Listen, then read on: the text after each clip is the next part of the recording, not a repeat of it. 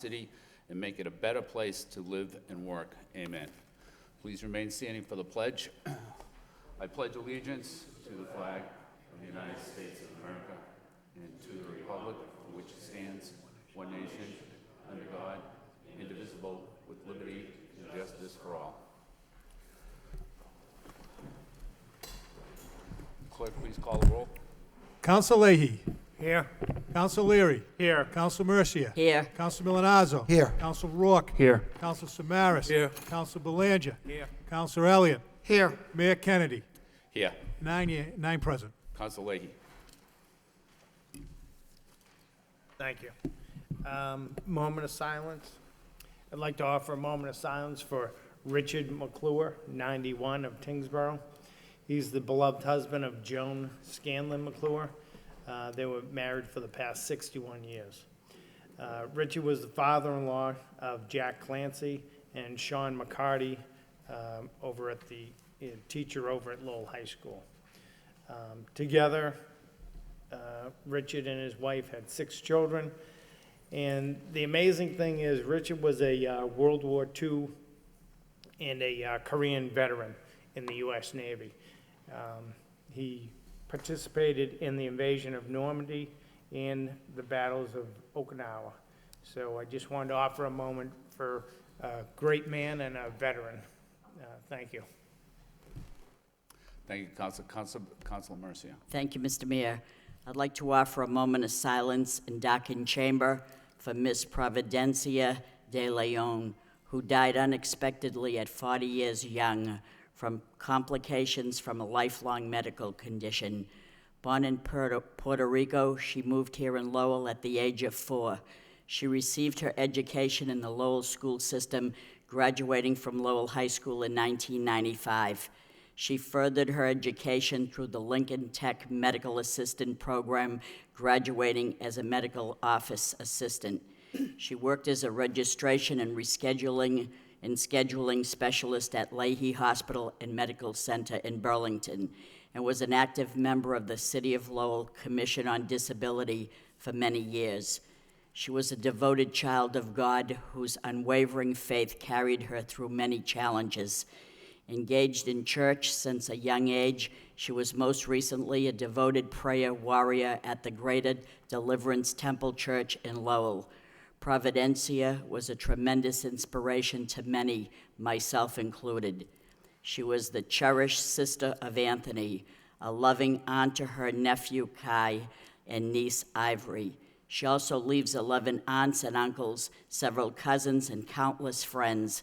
Providencia was a non-judgmental soul with a heart of gold. She shared caring words of wisdom and lent a helping hand to anyone in need. Though she will be deeply missed, her faith and love will live on in all who are blessed to know her. Thank you. Thank you. Counsel Elliott. Counsel Mercia said it so well for Providencia, but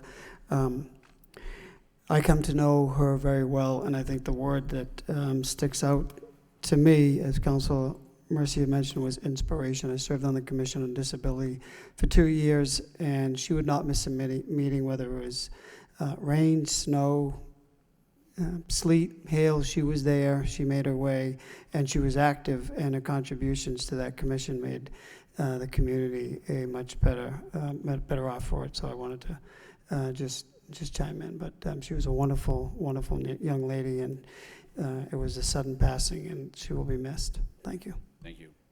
Counsel Leahy. I just wanted to add, as a present member on the Disabilities Committee, it was a pleasure and honor to serve with her, and she really was a special person. Thank you. Thank you. Anything further?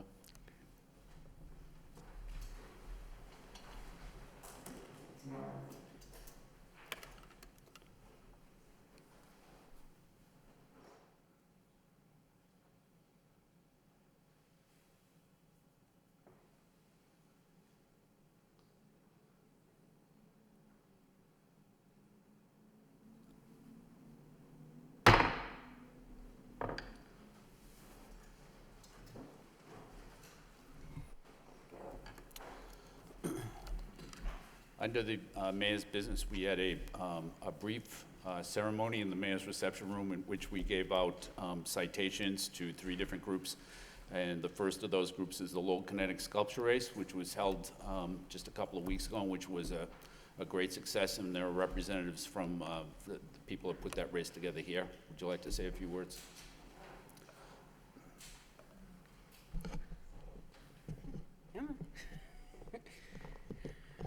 Hi, my name is Bianca Morrow, one of the producers of Lowell Kinetic Sculpture Race. My name is Michael Roundy. We just want to thank everyone here, including Councilors Mercier and Councilor Belanger, and the City of Lowell for their tremendous support in our second annual race. The numbers that have come back so far show us that we had over 5,000 people in attendance across the 3 venues on September 23rd. And only positive feedback so far, including local businesses reporting they had more than double the business of a normal Saturday all along the race route. We don't want to take up a bunch of your time, but we want to make sure we thank everyone who is involved. We're looking forward to next year, and I've already begun our planning process. And we expect that the race will be even bigger and better. This year we had double the teams of last year, and we hope to increase that 2-fold next year as well. Lastly, we have a certificate that we'd like to present to City Manager Kevin Murphy, thanking him for our support, for your support of us. Thank you. Thank you.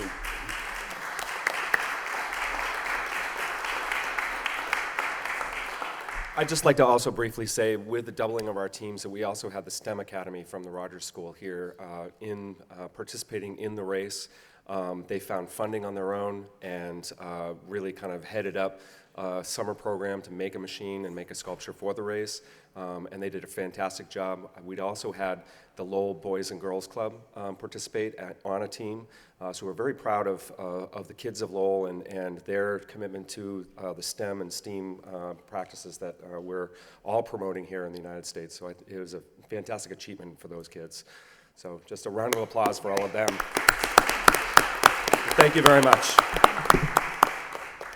And we did have the team from UML. So we had a wonderful team from UML do a great machine, and a portion of our proceeds from our merchandise sales this year have gone to support the Lowell STEM Club. So we plan to continue that relationship as well. Thank you. Thank you. As I've said several times, the Kinetic Sculpture Race is probably my favorite event that goes on all year long, and I'm really excited that you're doing it a 3rd year. You've lucked out for 2 years in a row because you've had great weather, and so let's hope that continues into next year. But you've done a great job with that race and putting it together, and it's been a great success. So thank you. Any discussion? Council Belanger. Thank you. Thank you. One of the Mr. kings of the, one of the judges. I was king for a day. I was honored to be one of the judges for the 2nd year in a row, Mr. Mayor, but I was king for a day, but Council Mercy will forever be a queen. But it was a great day, and I want to thank Bianca and Mike for making Lowell their home and choosing Lowell for this one-of-a-kind, unique event. Mr. Mayor, to dovetail on your comments, I've been involved with special events in the city a long time, and this is among the most unique and among the best, where it takes this event to different venues throughout the city. Just the people and traffic, all eyes were on this, all these vehicles as they go by.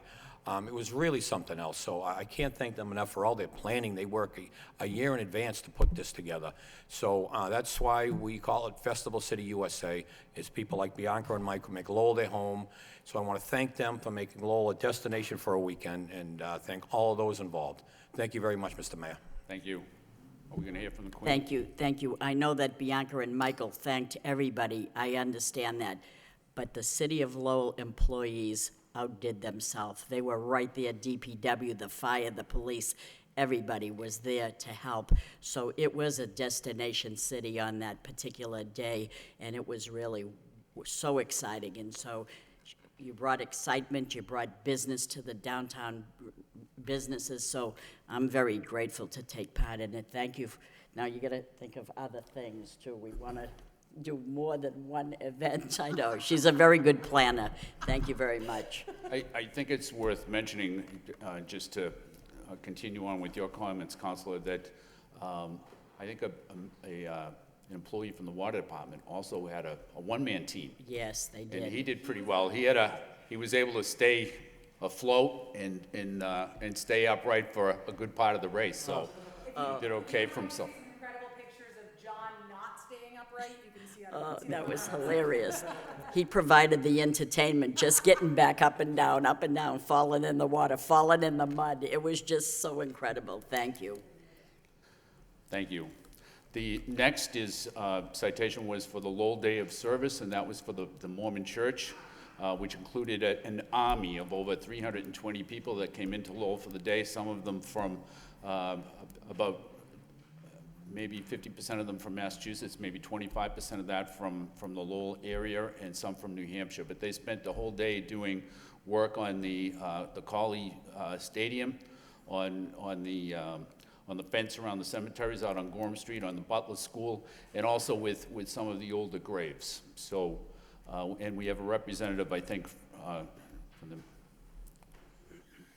So thank you so much. It was definitely a unique event. Our church has had a very small congregation here ever since 1843, but we're a pretty closed little group, and so we sort of want to come out of our shell. So this was our first attempt.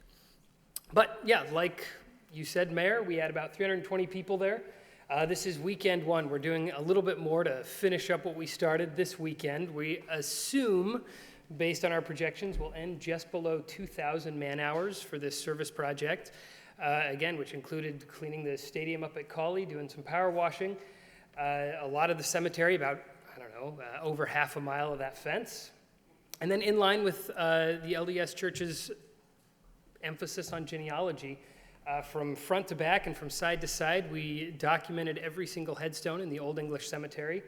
A lot of that's still being transcribed. A lot of those epitaphs get long and hard to read, but they'll all be up. I think there's about 450, 500 of them, and they'll all be up on billiongraves.com within the end of the month. And it was just a great activity, and I think a lot of city employees jumped through hoops, helped us figure out a lot of the logistics, and we're very grateful. So thank you so much.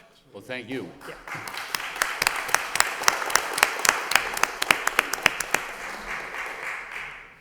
So just as a little bit of history that I found interesting, it was John Smith's brother, I think Bill Smith, William Smith, that founded the church in Lowell in 1843, right?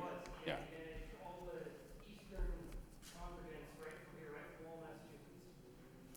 And so on that Saturday morning, to see an army of people, 320, I mean, it saves that's a lot of work to do in one day. And it's great to have them in. Hopefully you'll be back next year to do it again. We'll see.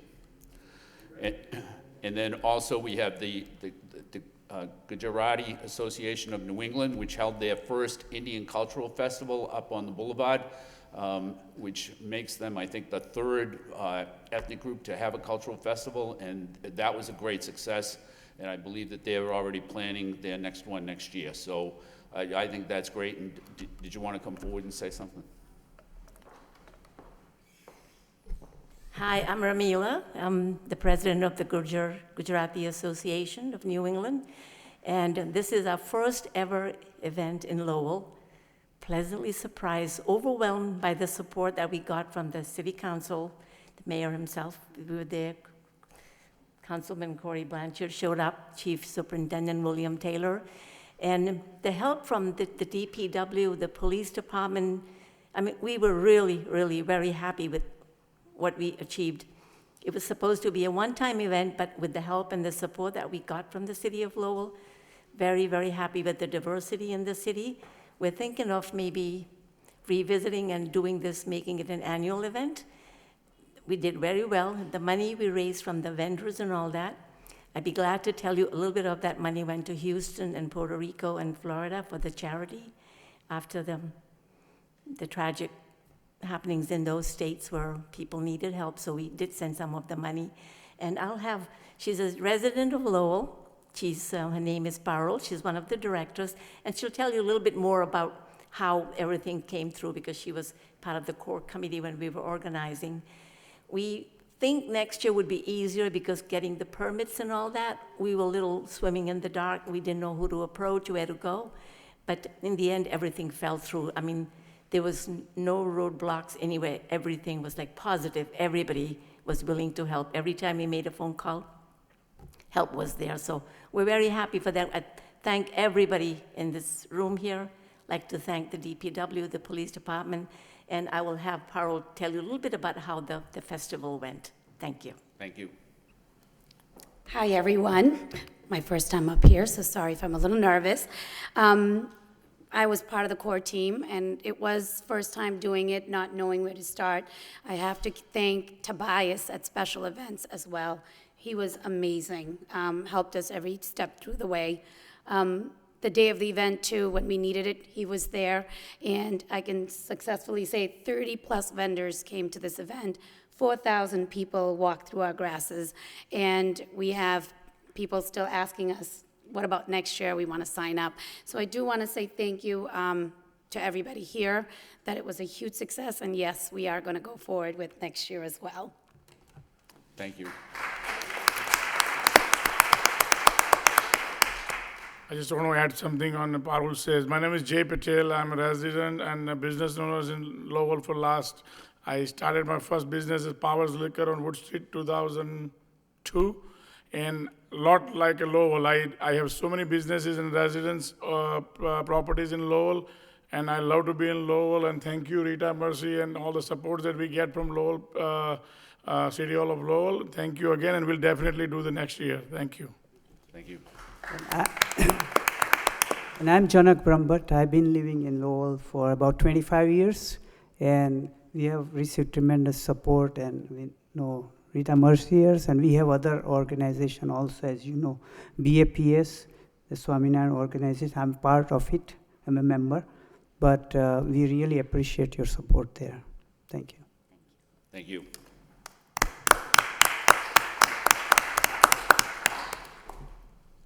I think everybody would agree that Lowell has a large Indian ethnic population, and so it's important, I think, that they have a festival. And this was the first year that they've done it. But to hear that it's going to be an annual event should be good news for everybody. So thank you to everybody. All right, moving on. If there's no objection at the manager's suggestion, we'll take 5.2 out of order. Hearing nothing, hearing no objection, we'll do that by general consent. Item 5.2 is vote authorizing the city manager to enter into a land disposition agreement with S&R Corporation regarding the property located at parcel 5 and 29 Jackson Street pursuant to the Jackson-Appleton Middlesex Revitalization and Development Plan, and to consummate the sale of said property. Do we have a motion to approve? Motion approved by Councilor Samaras, second by Councilor Milanazzo. Discussion on the motion? Councilor Samaras. Thank you, Mayor Kennedy. Before we have a vote on this, could we ask Steve Plouffe, one of the owners, to come up and basically give an overview of who S&R is, the company? I think the people that watch this program should have a good idea of what's happening at the Hamilton Canal. Thank you. Do you want to come up?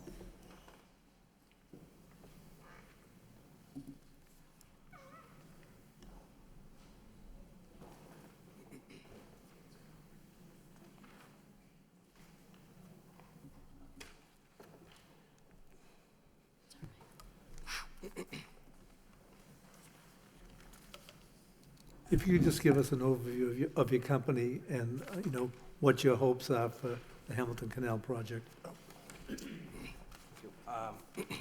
Excuse me.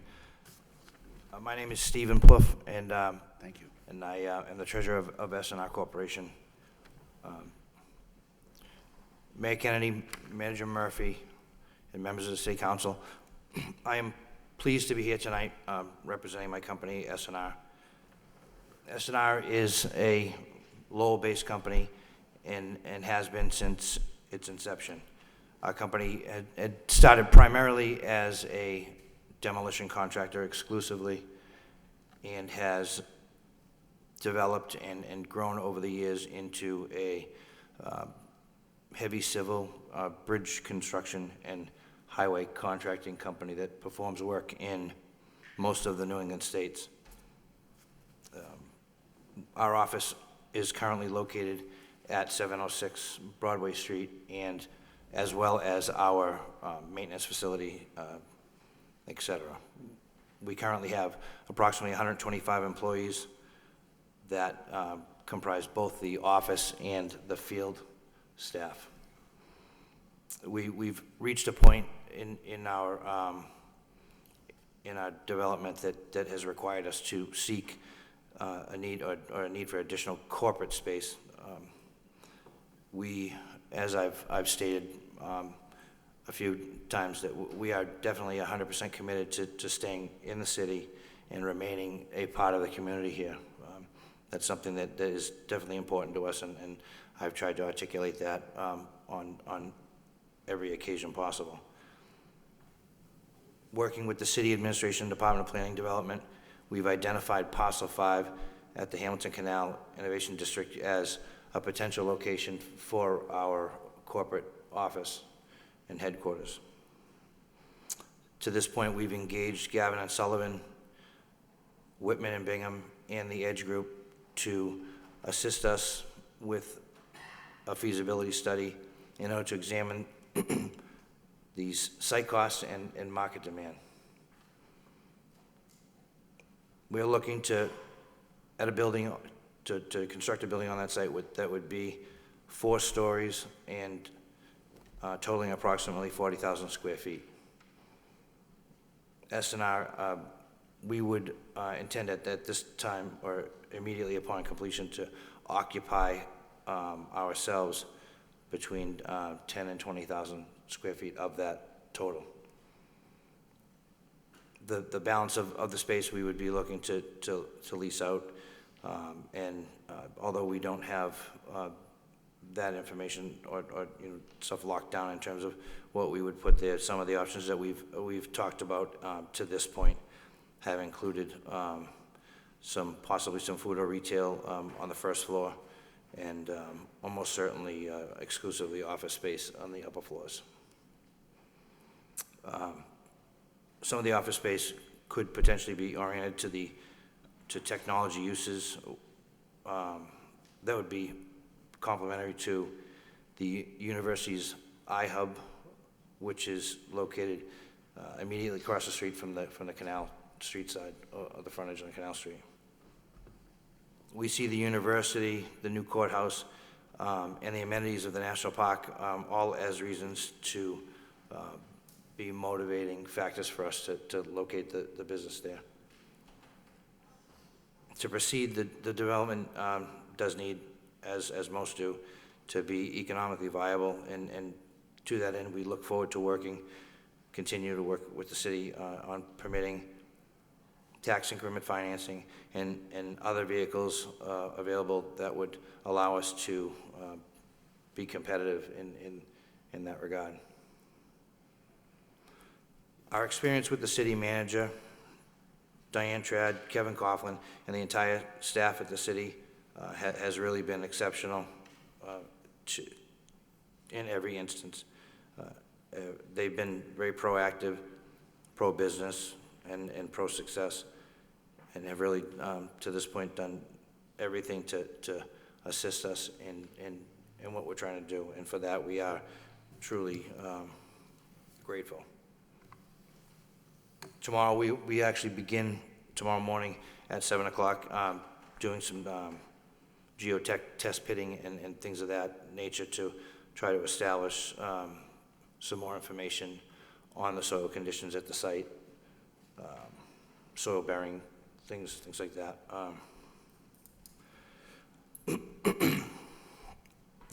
This agreement that we discussed here tonight is important because it does set forth the terms of the purchase and development. Until, however, we were able to examine the cost, as I had stated previously, of the building itself and the feasibility from a financing perspective, it will remain a plan at this stage, at least. But we truly, and I can't emphasize this enough, that we truly do hope and intend that it quickly does become a reality. And that would, nothing would make us happier. So we do look forward to working with everybody, the city manager and his team, in order to continue to be a contributor to the city in Lowell and the Hamilton Canal District. So thank you very much. Thank you, Steve. Could I just say, Steve, I think one of the most important things you stated is that your company started in Lowell, but here you are preparing to expand, and you've stated that we're going to stay in Lowell to do this. I think this is it's important for us to know that, and it's important for people in the city to know that. Mr. Manager, could you just, give us an overview of how important this is to the city of Lowell and the Hamilton Canal Development Project? Well, it's incredibly... This is great news. Yeah, and it's exciting because it shows that a Lowell-based company wants to do business here, and they know that the Hamilton Canal is the place to do. I agree with Mr. He's been one of the best people to deal with. I mean, just straightforward, honest, and very quick. And I agree with him with the Judicial Center being constructed and approximately 1,200 people visiting there each day. There's certainly going to be an opportunity for retail and office space for those people that are using the Judicial Center. And the exciting thing about this is, if we get Mr. Lapoli and Mr. Heller to commit to parcels 2 and 4, we will have tied up the entire Jackson Street side of the Hamilton Canal. So it's been a great job by the Division of Planning and Development, but more great job by Mr. Plouffe for being so loyal to the city of Lowell. Thank you, everybody, for doing a great job. Thank you. Thank you all very much. Thank you, Councilor. Any further discussion? Councilor Belanger. Thank you, Mr. Mayor. This is great news. It really is now. What's happening in the Hamilton Canal Innovation District, just this calendar year has been nothing shy of remarkable. We've made more progress this year than in the past 10, literally. And I want to thank S&R for making Lowell their home and staying in Lowell. That company, we're all well aware of, has grown tremendously, and congratulations to them on their growth. I want to congratulate the manager, his administration, planning and development for retaining this business that has grown, and almost they could have left the city with all intent, but that did not happen. So I appreciate all their efforts keeping this business in the city of Lowell for a commercial development on that parcel, which now totals 4. We have wind development just a few weeks ago took parcels 8 and 9. We know Watermark is going to take one of the parcels. So this will be number 4, and that's not counting the Judicial Center, which we all know steel is in the air into the skyline. So things are going very, very well over there, but we just need to keep working and keep the foot on the gas pedal. So congratulations to all those involved. And to Steve Plouffe, thank you for staying in Lowell. We are your partner all the way through. We're going to be with you all the way on this. So thank you very much, and congratulations again, Mr. Mayor. Thank you. Thank you. Any further discussion? Councilor Elliott. Not only is it development, but, excuse me, this is, the city, many years ago, we went out on a limb to purchase this property to do exactly what we're doing now. So this is money that we are now recouping that's being put on the tax rolls, and we're getting reimbursed for the land that, that we expended. So it's recouping all that tax money, and it is good news that we're keeping Lowell business. How many jobs, Mr. Manager and Mr. Plouffe, do you anticipate?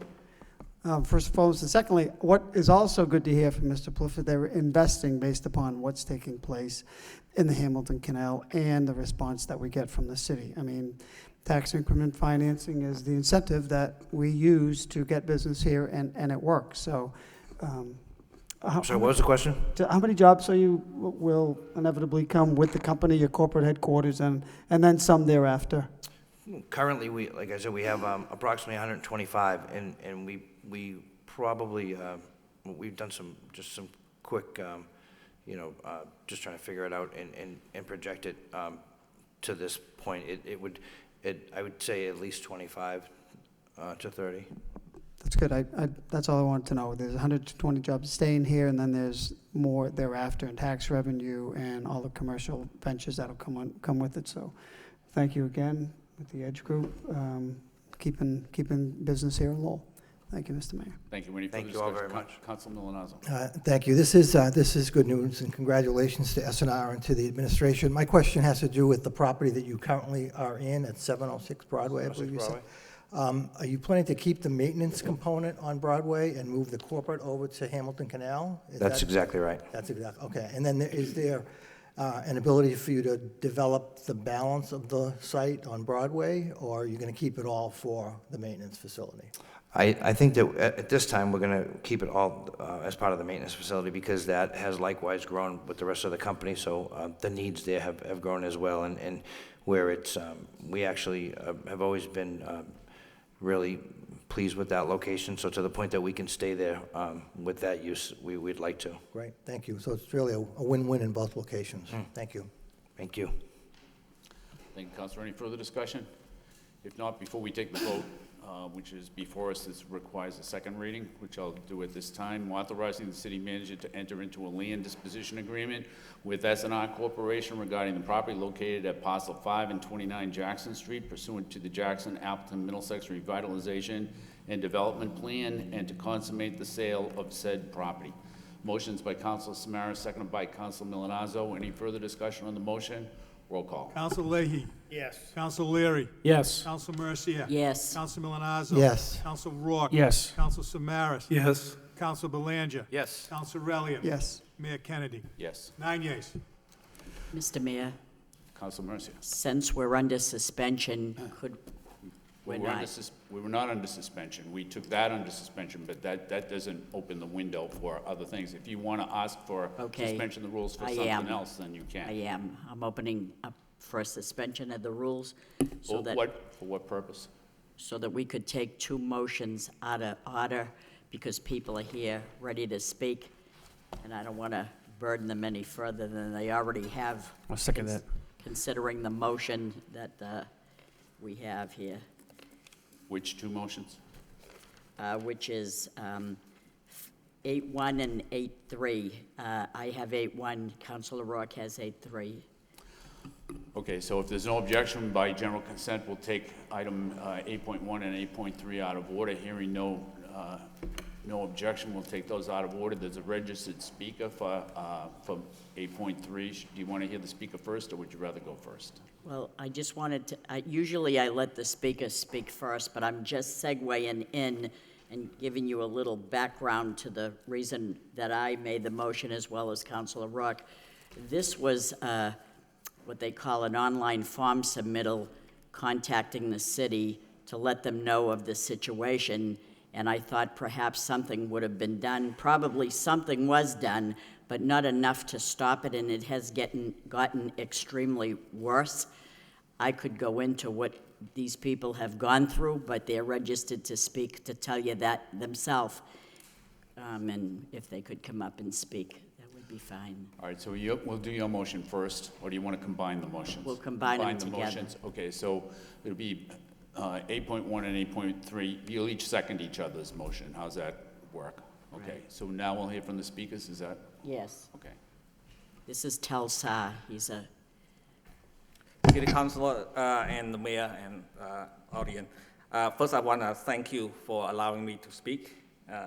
First of all, I want to thank the City Councilor Rita Mercius and Vice Mayor Dan Rourke for trying to help me and my neighborhood and finally filing this motion.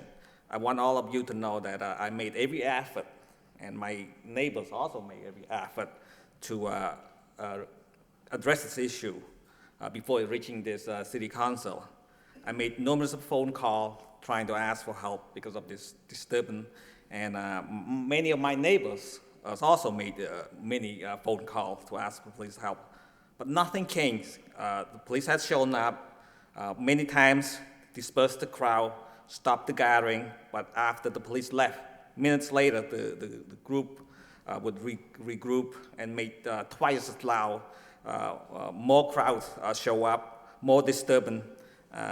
In addition, I have a letter here and also a signature from the neighbor, and so I want to pass this to the city councilor because it's very important. Yeah. So I describe in the letter what we're going through as a neighborhood in there, and so I'm asking the city council to step in, make appropriate take appropriate actions so that way we can have a much more a peaceful neighborhood, which is on a beach street. And my suffering less than my neighbor, because they live across the street from this address that I wrote in that letter. And they lost their sleep, and they fear for, they've been living there for the last 40 years. And they almost, ready to move on from this neighborhood. So thank you. Thank you. Councilor Mercy? Is there someone else of your neighbors that are gonna? Would you like to say it, do you think? They're nervous. We'll speak for you there, darling. Don't worry about this. Her husband want to say it. Good evening. My name's Ken Bazzina. I live at 76 Beach Street, directly across from the building that we're concerned with, or the people that live there anyways. I've been there over 40 years. My wife and I, we raised a family there. We've never come to a point where we have this kind of situation going on. It's mainly the Friday night, Saturday night, weekend bar close activity, and it looks like the neighbor brings half of the people with them. We end up with, 4 to 20 people showing up at 2 o'clock in the morning, hanging outside the house, and boisterous activity, so that in the summertime with windows open, fans running through the windows, it wakes us up, particularly my wife. Half of the time I can sleep pretty much through it, but I hear all the stories in the morning. Other than that, in the daytime, there's a lot of automobile activity in that area, coming and going. Not to say that we can prove what's exactly going on, but I worry about that kind of activity. People come out of the house, go up to the window of the car, 1 or 2 minutes later, they go back in the house. So that, besides what's written on there, my concern beyond that is if that kind of activity is going on and we have some kind of drug deal going bad, I don't want to see, firearms going off in the middle of the night or something. It seems like it could come to that if it continues. So I appreciate the time, and hopefully city departments that can get involved can look into this a little further. We've made phone calls to the police. We've gotten very good reactions. They show up 3 or 4 vehicles at a time. They spend 15, 20 minutes there speaking to the people, and it just doesn't seem to help. But I guess, the police officers do what they can to legally try to calm things down. There's one individual that lives there, I think it's the tenant, totally uncontrollable. She gets out in the street and she's just crazy. You can't say nothing to her. She just runs up and down the street and harasses people who complain. So whatever you can do would be appreciated. Thank you. Thank you. Councilor Mercia? Thank you, Mr. Mayor. We have good people that live in this city, stay in this city, pay taxes in this city, do everything right, and then you get a landlord that probably doesn't even live in the building, and he just as concerned is to get the money from the tenant, so he don't care who he lets in there, and they think that because it's a weekend, it's party time. Well, it's not right. But the thing that disturbs me the most is the police are going back 3 and 4 times. To me, that's unacceptable, unacceptable. I always believe that you should give someone a warning and say, look, we got a lot of calls from the people in the street. This isn't right. If we come back again, somebody's gonna pay for this. But they go back 3 and 4 times. It's like they're laughing in the face of the police department. I'm insulted by that. The police should be saying, if I have to come back again, someone's going to jail, someone's going somewhere. You're violating the noise ordinance, you're violating this. Do they not know all the rules and laws that they can whisk these people away to give them a stiff sentence of some sort, reprimand and do something so that this doesn't happen on and on and on again? I did call the different departments, made them aware of this, and it's still going on. That's unacceptable to me. Think about us being the next door neighbor, getting up at 3 in the morning, listening to horns honk, singing, screaming, yelling. They told me a few other things that they seen happening. This is not acceptable in this city. We want to be good neighbors. We're trying to, uphold the law, and we're trying to make it a better place for people to live in this city. And we're allowing this to go on time and time again. So much time has passed. It shouldn't be that I had to make a motion like this. So through you, Mr. Mayor, to the city manager, please have all the departments, please leave a message to the police to be a little bit tougher on people like this. These are the people that pay the salary for us sitting here in the police department and all, and they have to live like this? That's unacceptable. One weekend, yeah, maybe they had a birthday party, and I can understand that, but this is every single weekend. We think drugs are going on there. I'm not afraid to say what I'm saying, because I'm certainly sure they're not tuned into the city council meeting. I know that for a fact. So let's do something about this to make this a most enjoyable city for their neighborhood on Beach Street. This is not acceptable to me. If this were my neighborhood, this wouldn't probably happen in my neighborhood, and it shouldn't happen anywhere in this city. Thank you. Thank you, Council. Council Rourke.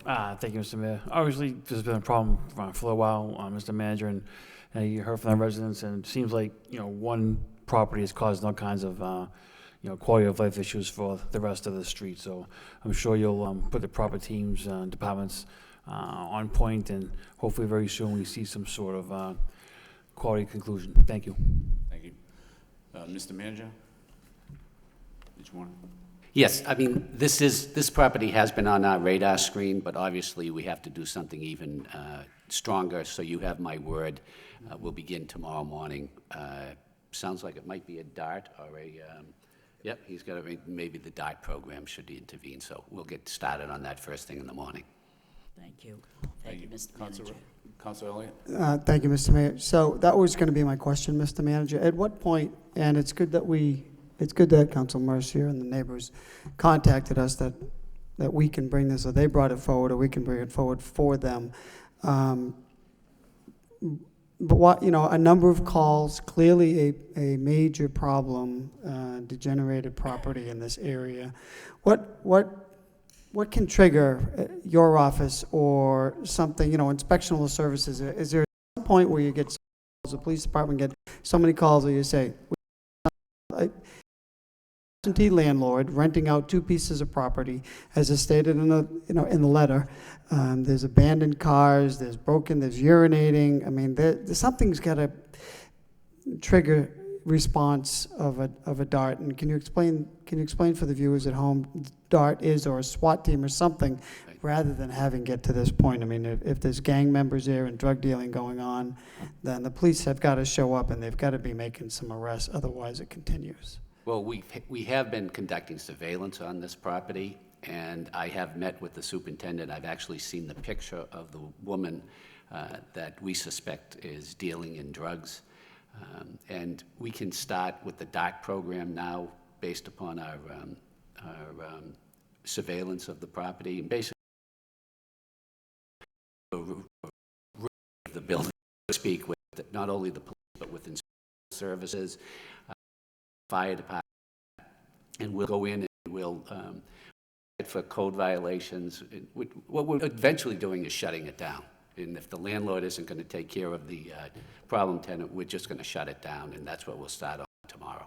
I mean, is this something that warrants, and I think the town meetings where the police hold a meeting on the street, I mean, these neighbors have been tormented for 4 months, and they shouldn't have to fear, live in fear of retribution from this or anyone else who may frequent the place. Is that something that, let the neighborhood and let the folks know that, guess what, there's strength in numbers, and we're here to tell you that this is not going to happen anymore. Well, Councilor Rourke requested of me, and we're setting it up because we have a new commanding officer, Captain Crowley is now in charge. So we're scheduling a tour. You know how we do the tours of the streets, and with everybody involved, We did it down on Lower Centerville, but we're going to take that same group and go up on Beach Street and just walk up and down, observe what's going on, talk to the neighbors, and make them feel better about what we're doing. So I don't know the exact date of Okay, it, but as long we're as in- it's yeah, taking place, then- it's in the works to be scheduled. And I'm going to presume, I mean, I'm hoping this is the only one of this magnitude, but throughout the city, is this something you plan? You find problem properties, you're getting a lot of police calls, and you schedule this rather than them come to the council meeting? Yeah, I agree with you. A little more proactive, but I know we've been conducting surveillance, and because we've had to get the evidence of what's going on there, and I believe we have enough evidence now to shut it down, Okay, if the landlord doesn't take I mean, action. I agree with Council Mercy. If that was anyone else who would, should not have gotten to this point. So I appreciate, being proactive on it. Thank you, Mr. Mayor. Thank you, Councilor. Any further? Councilor Leahy. Thank you.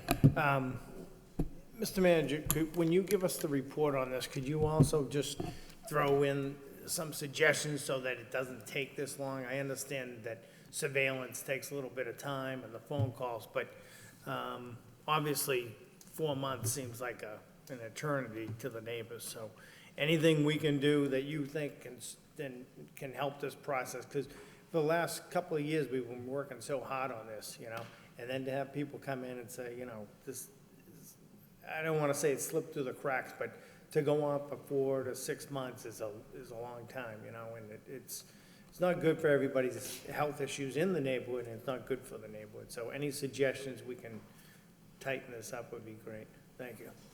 Thank you, Councilor. Any further discussion? Not all in favor of both motions?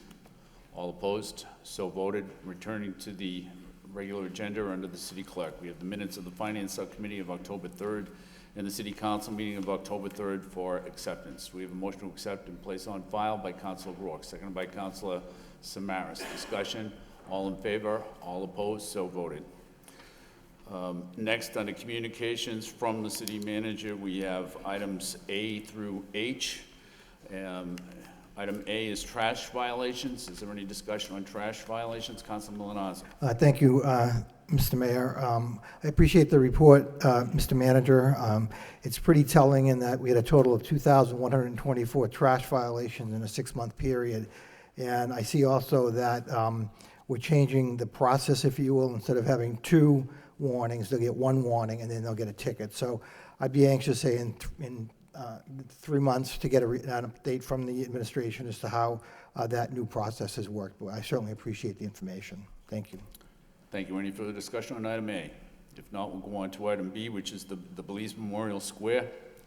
Any discussion? Councilor Leary. This is a motion that Councilor Milanaz and I had together, and it was a motion that came from Norman Gilbert up on Beacon Street. The concern he had is that Raymond Blau was an individual who paid the supreme sacrifice and died in World War II. And he used to visit this corner of Moody and Pawtucket Street regarding seeing that plaque. And unfortunately, over time, we paved that area over. So I want to thank the Veterans Department for taking the time to investigate that area and actually move the corner of Moody and James Street. These things, again, we spoke about this when we were making the motion. These are different squares that have been dedicated for individuals who paid the supreme sacrifice. And we have others throughout the city that are well-known, like Couple Square and Kearney Square during World War I. And we have many more squares. And I think what ultimately we'll do is we need to relocate those and make sure they're dedicated properly. These are individuals that, again, died for their country and allow us to sit here and speak every night. Thank you. And thank you for the quick response, and thank you for the effort. Appreciate it. Thank you, Councilor. Any further discussion on item B? If not, we'll move on to item C, which is the development of the J.J. Boomis site. Any discussion? Councilor Belanger.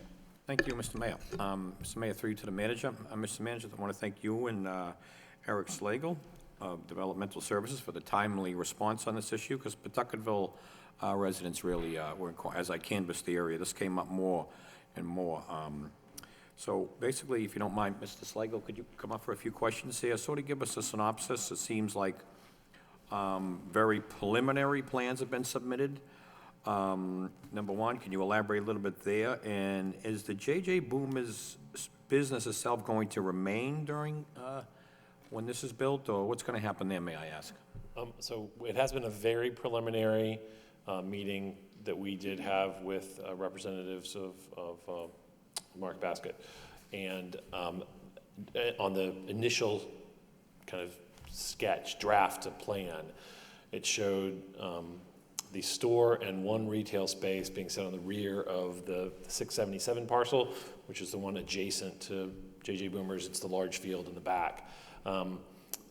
Their initial plan was to maintain the J.J. Boomer's site as a restaurant, and they indicated that the J.J. Boomer's was under lease. They do own that site as well.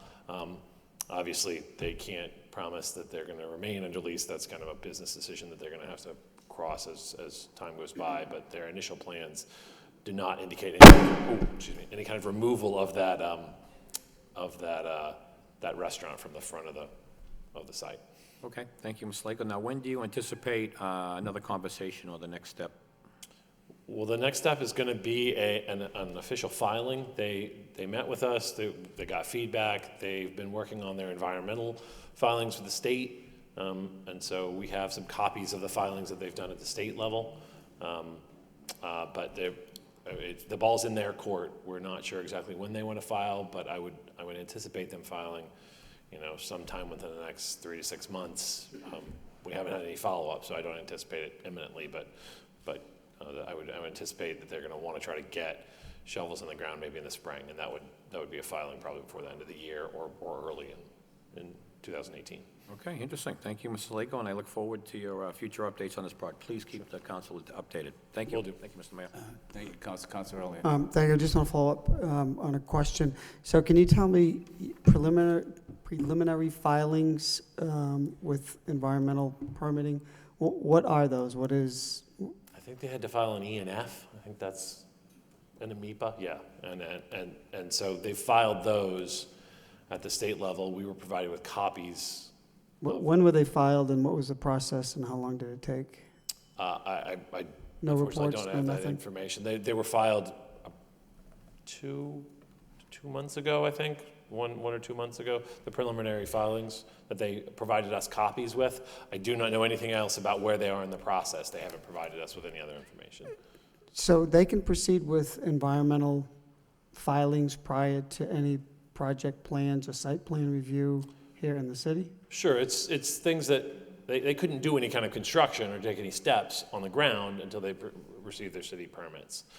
But they're allowed to do their filings in whatever order they feel is most appropriate. If a site plan review on our side radically changes the project, they would obviously have to amend their earlier filings, but that's the same with anything. If they did us first and their MEPA came back and said they couldn't do it in the scale that they wanted, they'd have to file amendments. I think they just chose to file with the state first as their course Can of we action. get sort of can we get an update on what the process is for filing with filing in response to the Massachusetts Environmental Policy Act?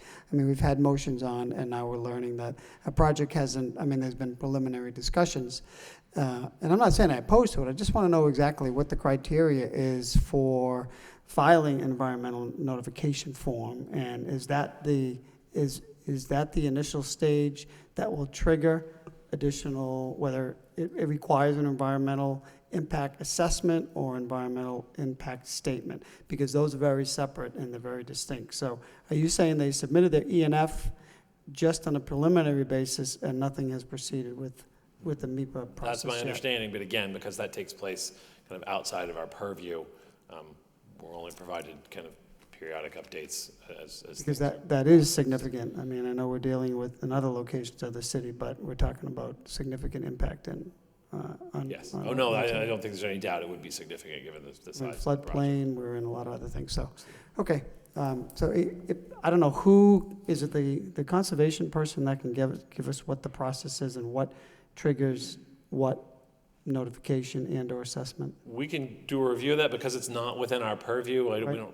We don't have an expert on staff. I mean, I do know Okay. that the engineer's office deals with it sometimes, so I know Nicholas has some experience with it, and we have a little bit of experience with it, but it's kind of a. Okay. All right, that's good. Thank you, Mr. Mayor. Thank you, Councilor. Any further discussion? Councilor Leary. Just quickly, Nick, I guess it was preliminary, but did they discuss the other side of the river, what they're going to be doing with the market basket on Wood Street? Do they have any indication what they would be? No, they didn't bring up any kind of response as to what they were going to do to that Okay. on that site. So I'm not sure whether they plan on maintaining it or abandoning that site.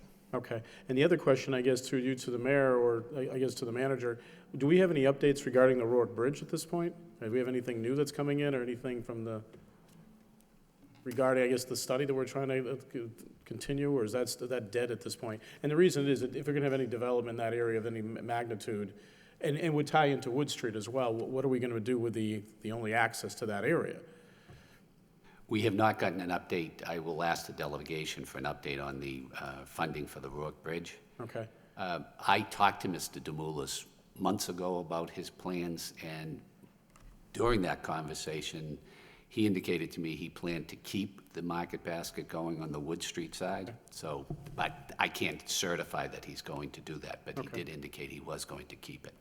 All right, thank you very much, I appreciate it. Any further discussion on this item? If not, we'll move on to the bus storage at 63 Avon Street. Any discussion? Councilor Mercer. Thank you, Mr. Mayor. Through you to the city manager, thank you for keeping us abreast of this issue.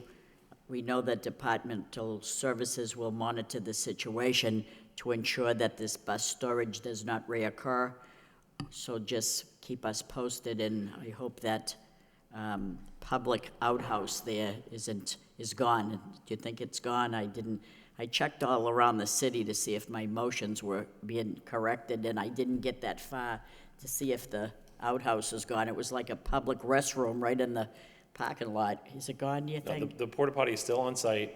I spoke with Attorney Jim Wellick, who's the Assistant City Solicitor, who's been working on it, on the legal aspect, and he had been in contact with the owner of the church, who unfortunately has been out of town for the last week. And so he's supposed to be back tomorrow to work on a settlement, my understanding is, and that the removal of that is part of is a requirement of the settlement. And so we anticipate it All right, being removed. that's fine. Thank you. Thank you, Councilor. Any further discussion on this item? If not, we'll move on to the conduit. Thank you, Mayor. Just quickly, first, a quick response to and your folks. So it does, obviously, it looks like it is an economic opportunity, in that in your report, you're looking at it with the continued expansion of technology, which would reduce the cost to the residents, which I think is important. I guess the goal at this point, you're currently working with the legal department. What time frame do you envision actually having this occur? And can you give a brief explanation to the public exactly what we're looking at and what this really means, and how this would actually be a reduction in cost to the user of technology, and how this is going to benefit us looking forward? I know we've had, as a council, myself, many motions, Councilor Samaras, everybody, I think, at the end of the day, has had different motions regarding technology for many years. And I think this might actually be one of those avenues to actually get some success in this area. I think Moran Fernandez would be best equipped. Did you hear the question, Moran? How is this going to result in savings to the residents of Lowell? Yes, sir. Councilor, it's an excellent motion. We thank you for it. We believe that it is something that, if you look at the country, the government has been really trying to mandate this at a federal for all the federal that they do to tie in what we call dig once or shadow conduit. The idea behind dig once, which is something that the city uses internally as a loose policy, is basically saying if you're tearing up the street, once it's paved, you don't want to tear it up again for at least 5 years. So the idea is to get utility companies, to get private organizations, anyone who wants to put something into the street, to work together to coordinate it and get it all done at once. When the city talks about things like telephone poles, we know we run everything through these telephone poles up in the air. When we have an issue with them being replaced, we have to wait for folks to come and take their equipment off, move it over to another telephone pole. In many municipalities, folks put everything underground. And while we're not suggesting everything should go underground, this is an opportunity to start establishing some underground assets for the city that provide a long-term opportunity. It's not something that would happen immediately, but the idea is to start building infrastructure in the ground that we can eventually make available either for the city's own use as the city looks to expand its services, or for private entities who might be coming in. When we look at something like the Hamilton Canal Project, I know that in the Hamilton Canal Project, the city is installing conduit. And the conduit that's being installed will be made available to organizations to come in and run their internet connections, et cetera. When we talk about how the citizens and the residents directly could benefit from this long term, is as the city has conduit throughout the city available, then it's more appealing for an organization that might want to come in and compete and provide internet access or other services, video, et cetera, to say, hey, rather than spend all this money running cable throughout the city, we can leverage assets that the city has and put our cable right into those shadow conduits. This is something that Boston has done successfully. It's something that a couple of other municipalities in the Commonwealth have done, are looking to expand over time, and has been done nationally. Sir. I mean, I think, first of all, this is good information. If you look at it from a third grade level, you're looking at getting things off the air into the ground often helps you when you're in storms and other element issues. But looking at it in terms of actually making things improve with technology, getting it to the user quicker, more effectively, I think this is something that is going to help the city. It's going to take a while to do, but you have to start someplace, and I really appreciate Connor Baldwin and your folks and through the manager making this, beginning it. I look forward to seeing the ordinance and I look forward to voting for it. Thank you. Thank you, Councilor. Any further discussion on this item? If not, we'll move on to the Comcast comparable charges. Any discussion? Councilor Samaras. Thank you, Mayor Kennedy. Mr. Manager, thank you for this report. I wanted to get an understanding of, for our constituents, what Comcast charges in Lowell and what they charge in Drake, Chelmsford, Tewksbury, and Tingsboro. Based on the report you gave us, that the prices seem consistent across the communities. And I think we talked about basically that the price is established by the state. In the report you gave us, I mean, Comcast has a price for, I think, everything that's out there. I mean, wired by the inch or whatever. I mean, but they also have, at the end, disclaimers of what they can do and what they can't do, what counts, what doesn't count. And I think it would take several days to try to go through this and understand it, if anybody can. But I think what the issue is, that those communities where Comcast has FiOS or other competition like that, there are discounts given, serious discounts given for people who sign contracts for a year or 2 years to take either FiOS over Comcast or Comcast over FiOS. We don't have that. So I don't know, it seems that we're not going to get any competition in Lowell. FiOS doesn't intend to do that at this particular point. But is there any way we can have any type of discussion? Because yes, I understand the set prices, but there are discounts that are given, actually even through a conversation. I mean, even myself, I've known people who have called Comcast, and if you call them long enough or often enough, you can find someone that will say, you know, okay, we'll give you a discount on such and your bill could be cut significantly. So do we have anything that we can offer our constituents? So unofficially... It's not an easy question. Unofficially, Councilor, you are correct in that often if you call enough, you can find someone that can put you onto a contract at a lower rate. What happens is the rates, as we're distributed, are filed with the state and are controlled at the state level. But then what happens is Comcast and Verizon, everyone who's in this industry, they have sales folks. And the sales folks have quotas they have to meet, both in numbers of people they have to sign up, customers, et cetera, different targets they have to hit. So unofficially, yes, if you call their customer service number and you tell them, hey, look, I'm looking to get rid of this because I can't pay for this, it's too much. Oftentimes, you might find one of the salespeople who will say, yeah, you know what, I can sign you up on this contract here and it's a lower rate and maybe it'll step up over 2 or 3 years, but they're locking you into a contract for 2 or 3 years. So unofficially, you may find that is a common occurrence when you call in to complain to their customer service.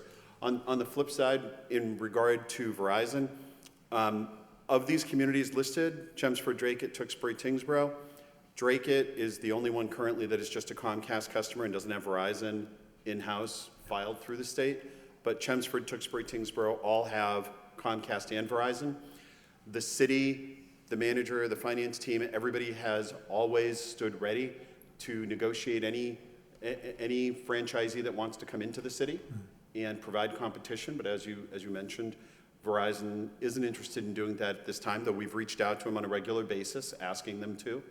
And there are a couple of other opportunities the finance team has been looking at that could assist. Certainly the shadow conduit is one of the things that will also help long-term.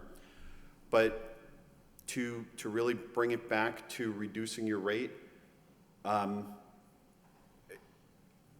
can't officially say call them and call and try to get a hold of somebody, but sometimes that is the best solution. Is there any way as a city, I mean, you're constantly negotiating with them and the city's negotiating with them, but is there a possibility, because people, come to every city council has made a motion in this area, okay, and everybody has a concern. And we meet many of our constituents who state, what are you doing about this? We're paying an exorbitant rate. I mean, I have a friend in, Chelmsford, that has this, and this. I don't have this, and they're paying less money. And so it's hard to say to people, well, we don't have competition, or well, prices are set by the state, because they're looking at us and saying, I know, and they have proof of where there's different costs. So do you think there's anything else that we can reach out to as a possibility? We can certainly reach out to them and ask to find out. We do have discounts for through the license negotiation. The manager did negotiate a senior citizen discount, which is available to senior citizens. Do they have, can they do that, or as need basis of money? Unfortunately, they're precluded to do that through the FCC. Okay. So the FCC is the governing entity here that really precludes any negotiation at the price level, and in the Commonwealth, everything has been relegated to the state entity to manage to establish that pricing. Anything outside of the video portion of the contract, everyone's precluded from. So if you're talking about internet access, even the state doesn't negotiate that. The state only negotiates the video cable component in the franchise, which is what the city licenses. Okay. No, thank you for the information, but if there's anything you can do, down the road and you need the support of the council, we would hope that you'd come forward and, with any suggestions that you might have to deal with this issue. Yes, sir. Thank you very much. And we will, I'll reach out to Comcast as well, sir. Thank you, Councilor. Any further discussion on this item? If not, we'll move on to the next, which is the MassDOT proposed traffic improvements. Councilor Milanazzo. Thank you, Mr. Mayor. Thank you for the report, Mr. Manager. You had indicated when I had filed a motion that because MEPA has not yet entered into the process, that MassDOT would not actually comment. So that, in essence, that's what this report says. So thank you for the information. Any further discussion on this item? Councilor Samaras? Thank you. No, this is a good report, and it does address a lot of the issues. But, Mr. Manager, what we have too here is, I'll give you an example, the busing, okay? It's estimated 46 buses will be required to transport students to Lowell High School location at Colley site. Cost estimates range from 0 to 3.2 million. Now that's the next item. Oh, I'm sorry. That's the next item. You're right. Don't mind me. That's okay. Is there any further discussion on the MassDOT proposed traffic improvements? If not, we'll move on. Councilor Rourke. Thank you, Mr. Mayor. This response here looks, the motion, like the same motion 8.5 from Councilor Samaras. I don't know if we want to hear it again, but it seems like the same motion filed more than once. So I don't know if this is good enough to satisfy 8.5. It's up to Councilor Samaras. Well, I'd like to, depends on how we finish off with this here, because I'm looking for information. I want to see the best way we can get some guarantee of, not guarantee, but some understanding what the price cost would be. Okay, so if there's no further discussion on the MassDOT proposed traffic improvements, we'll move on to the Collie right-of-way cost. Council Samaras? Oh, this is Council Miller. Council Milonazo? Thank you, Mr. Mayor. There's a lot of information in this report, and I'd also like to tie this to other information that I received regarding the Collie site. But to get into the meat of the report, and it looks like it's good information from the standpoint of the research that was done. Talking about the Collie site would generate 4,000 new vehicle trips per day. The intersection levels of service at Rogers Douglas, Rogers Clark, Rogers Village, Andover Douglas, Andover Clark would degrade significantly. At least 46 buses would be required to transport students, and there's a lack of sidewalks leading to the school site. It talks about some of the costs that Council Samaras is looking for. The engineering design alone would cost approximately $500,000 to $700,000. You talk about the sidewalks, and again, some of my colleagues have indicated that if the Clark Road and the Douglas Road site would be impacted, that wouldn't be fair to the neighbors, and they couldn't support it going to Collie. Well, things have changed over the last few months, and some of those councilors have said that are now supporting the Collie site, but they're talking about removing 55 trees, rock walls, and lawns, which are within the city's right-of-way, would need to be removed in order to do the construction of the sidewalks that would be needed in order to make the Collie site safe. As Council Samaras indicated, we have an estimate of $3.2 million for 46 buses. The upgrade to Andover and Douglas Road are $350,000.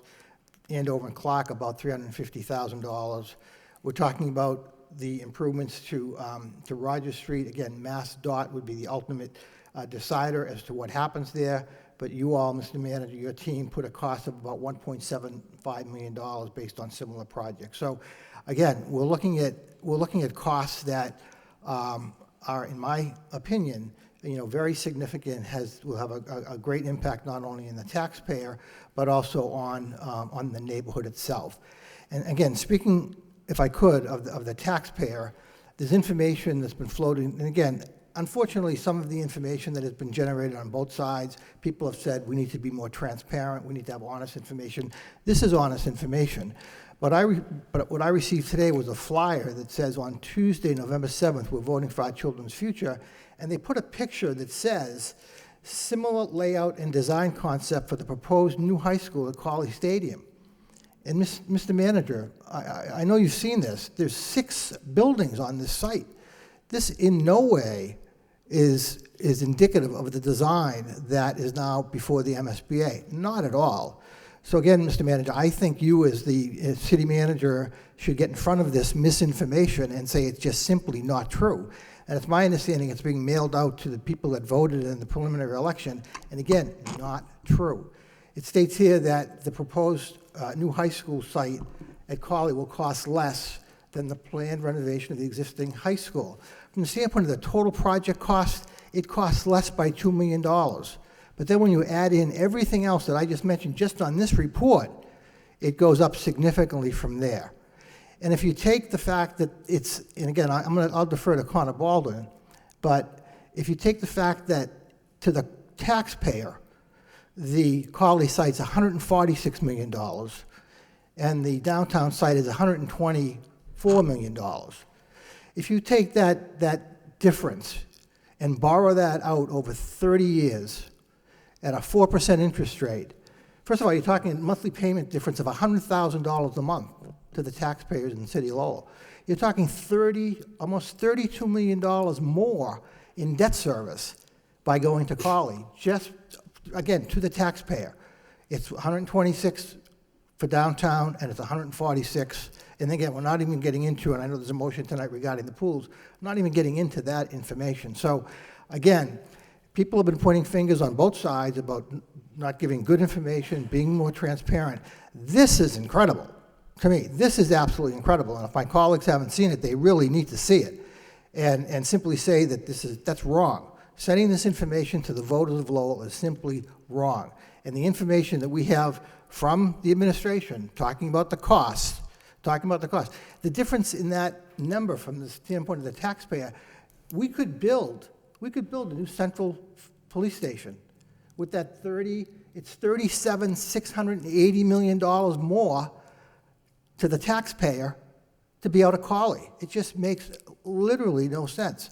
But again, Mr. Manager, you as the city manager, you need to get in front of this, in my opinion. You need to get in front of this and say, what is floating around out there to the voters of Lowell is simply not true.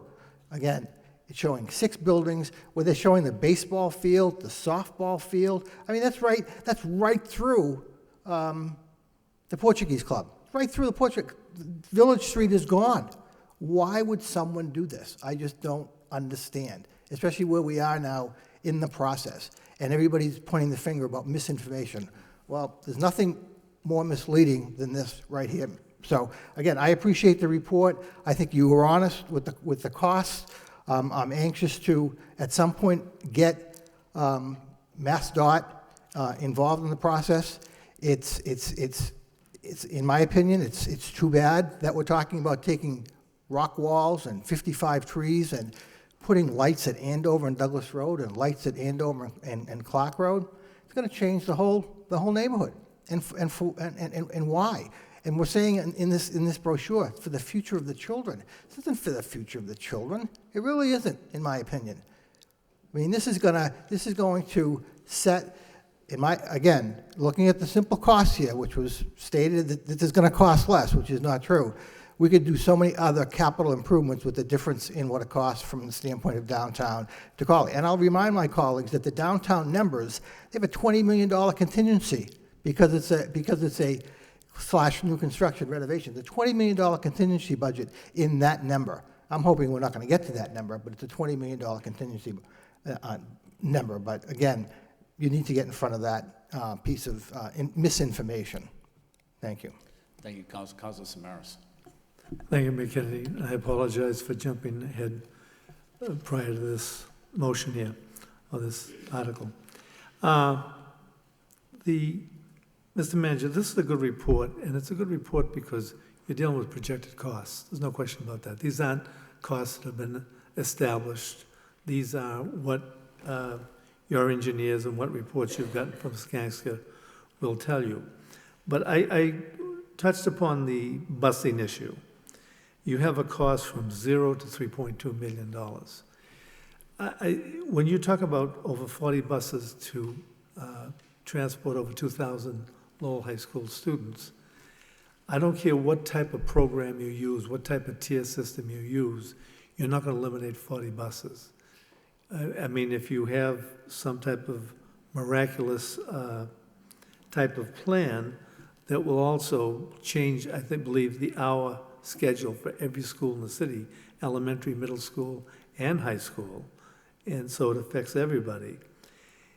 I don't see how you can get out of this for less than $2 million of an annual cost. But I would like you to ask the superintendent, this is one item that can be projected very well by the school department. They have the population, they understand the population, and I'd like to see them project what the cost would be. Would we, in fact, could we do it for no cost? Or is it 3.2 million, or is it 2 million? The problem that we have had as city councils, and Councilor Milanazzo said it very well, we talk about transparency. We talk about this and this, and there's been so much misinformation that goes out regarding both sites, whether it's downtown or Collie Stadium. I'm looking for the best prices or the best information we can get for all sites. But at this point, Collie's been chosen, and I think it's important for the taxpayers to know what the extra costs will be. So the busing is something that's easy to handle. I mean, that's something that's within the skill of the school department, and it's part of what they know the numbers, they know the student numbers, they know the schools that they have to deal with.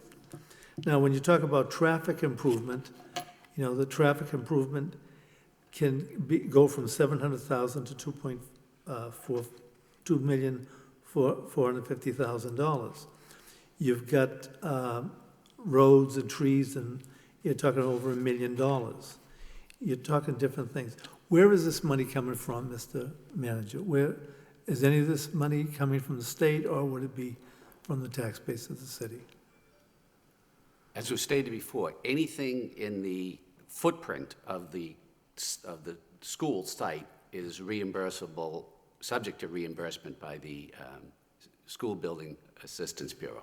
Anything off the site is not reimbursable by the School Building Assistance Bureau. Okay. But you understand, like, I'd like to have my motions stay in play because it's just a continuance of this. This is good information that we have now, but each week or when certain steps are taken, you get more information and you're able to, we'll say, give us a more realistic view of what the price can be. And so that's why I'd like to have my motion stay in play. And it's just, you know, what we've talked about, what's been going on in the community too, which bothers me sometimes when people have come up to me and will say, well, for a few dollars more, we can have this, for a few dollars more. And some people have said, well, it's an extra cup of coffee a day. But I've talked to many people where they said, well, are you talking Dunkin' Donuts coffee? Are you talking Starbucks coffee? Because there's a difference in price. But you look at the Starbucks price and you say coffee a day, $3 on an average cup of coffee, 7 days, it's $21. The thing is, a lot of people have come to me, especially seniors and what have you, and said, Samaras, we're on a fixed income. We need to know what the costs are going to be. So we want this high school. There's a lot of issues out there about whether it's Cawley or downtown. But whether it's Cawley or downtown, we need good information. We need the best information we can as to what our actual costs. So when we go to our constituents, they'll have an understanding of what they're going to pay for. The worst thing that we can do to each other and to the community is to say, we're going to build this regardless of what. But at what cost? We need to have a cost. It's a difficult challenge that you have, but this is a good start, this report here. But I'd like to see how we can continue this. Thank you. Thank you, Council. Council Leary? I don't know where to begin, but let's start from the handout. You know, we're being challenged him to go out and get in front of stuff that's reality. Okay, let's look at the Facebook stuff too. We got Facebook people saying that we're going to get rid of the football stadium. I mean, let's kind of like, maybe we should, yeah, why don't you interrupt me? I didn't interrupt you. Why don't you take a look at that? We got people saying and walking around the streets, and I knock on doors saying to people, we're going to get rid of the football stadium by taking Cawley. That is incomplete information. Now, I started off as a downtown person. There's good reasons to have downtown. One of the things for downtown, though, and a good reason, is not because it's an hour-and-a-half ride from Pawtucketville to Cawley Stadium. And that's absurd. I don't see anybody jumping up and down and asking the manager to go correct that. That was the most, an hour and a half is from here to Springfield. It's absurd.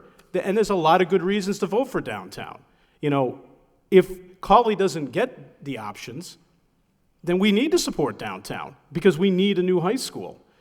You know, looking at one of the things, and I'm going to support Councilor Samaras' motion, and I'm going to actually ask for additional information that I have asked for before. Did we take a look at what Lawrence High School, which is on that picture that Councilor Milanazzo presented, did we take a look how that sits in the neighborhood? One of the biggest concerns people have is it's going to blow out their neighborhood and destroy the neighborhood, which is a legitimate concern for people. And two places I say for them to take a look at. One is Lawrence High School. And I said this to you, Mr. Manager, and you initially laughed at me until you looked at it. When you come in from the city of Lawrence, you cannot even see the high school. In fact, I drove by it, you drove by it a couple of times because it wasn't there because you can't see it from Lawrence, the way they designed it. Yes, you see it from 495. That's a beautiful aerial photo that's been passed out. Lawrence High School actually has more kids right now than Lowell High School does. I forgot the number of buses, but it wasn't 46 buses. It might have been, you know, I won't even make it up. I just don't know. It was less than 46. I want to do this right. Because if this school does in fact go to Cawley, which, you know, we're talking about the school committee looking at buses, they're actually suing us for the fact not to go to Cawley, so it probably won't go to Cawley at the end of the day. Let's just do it right.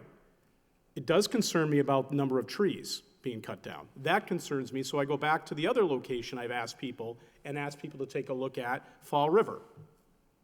Fall River has 3 high schools in their best neighborhood. Their neighborhood, the Highlands of Fall River, look very similar to Clark Road. It has Durfee High, I forgot, 2,000 students at Durfee High. It's got Diamond Regional Vocational School, 1,500 students, and it's got a small Catholic school, I can't even think of the name of it now. Then they got Bristol Community College right down the road, so it's probably like 7,000 kids there, a little further away. But all of that sits right in their best neighborhood.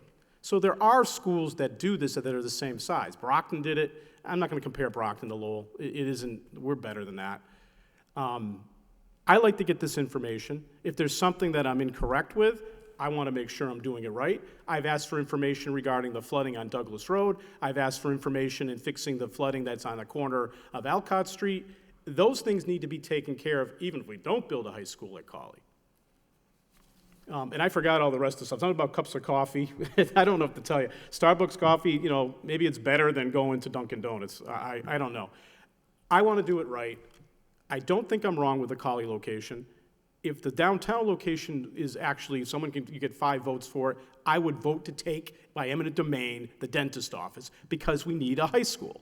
But Cawley won the vote by 5-4. Nobody in this room knows the cost because we haven't done the design yet. The reasons I really supported, I don't even want I'm getting into this, but the downtown location really came down to what Councilor Samaras had articulated and what I watched when I was on the school committee, watching funds go into something, and the most important thing that we didn't do was the science labs. The whole reason that I started the whole thing when I was on the school committee, which where it originated from, is because we don't have adequate science labs. That's exactly what we cut out in the '97 plan.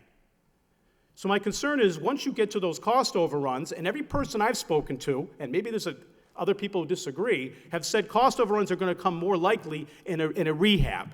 Now, that 22 building and the 1898 building are beautiful. They're solid. There's no argument about that. The 1980 building and the field house, you could blow it away and nobody would care because it's awful. Again, I don't know. You know, let's get more information on the report. I don't know how you get in front of any of this because there's people who just don't. I could talk to somebody and give them information, they don't care on either side. They just don't care. They want what they want. Now, I walked around the neighborhood in Pawtucketville and I had an honest discussion with someone for 20 minutes, and you know what? I don't know, they don't really know what's better. The change itself is dramatic. To change something that's been there for over 100 years, to get that mindset is dramatic. It's not easy to do. I just think at the end of the day, get all that information out front, but take a look at what other people have done and bring that into the report. Thank you. Thank you. Any further discussion on this matter? Council Rowe. Thank you, Mr. Mayor. You know, I mean, these are the same recycled, regurgitated motions that we had the answers to since before June 20th, before we took the vote. And, you know, whether it's, you know, to hear people hear themselves talk or for political grandstanding, you know, who knows. But it's always been the point that we don't know the final cost until February or March of next year when a design is put in place. And then at that point in time, the council, who was sitting at that time, makes the decision whether it's worth it or not. You know, nobody wants to answer the question, how can we do this? You know, people are saying, you know, why we cannot do it. You know, 46 buses, which we had a plan put in place, and that plan gets shoved in a garbage barrel, and the person that came up with the plan, you know, is thrown out of the city. You know, there are answers and there are questions to things, but, you know, if we're going to talk transparency, the most going to get downtown is a 70% renovation. You know, that horrible 80s building isn't going anywhere.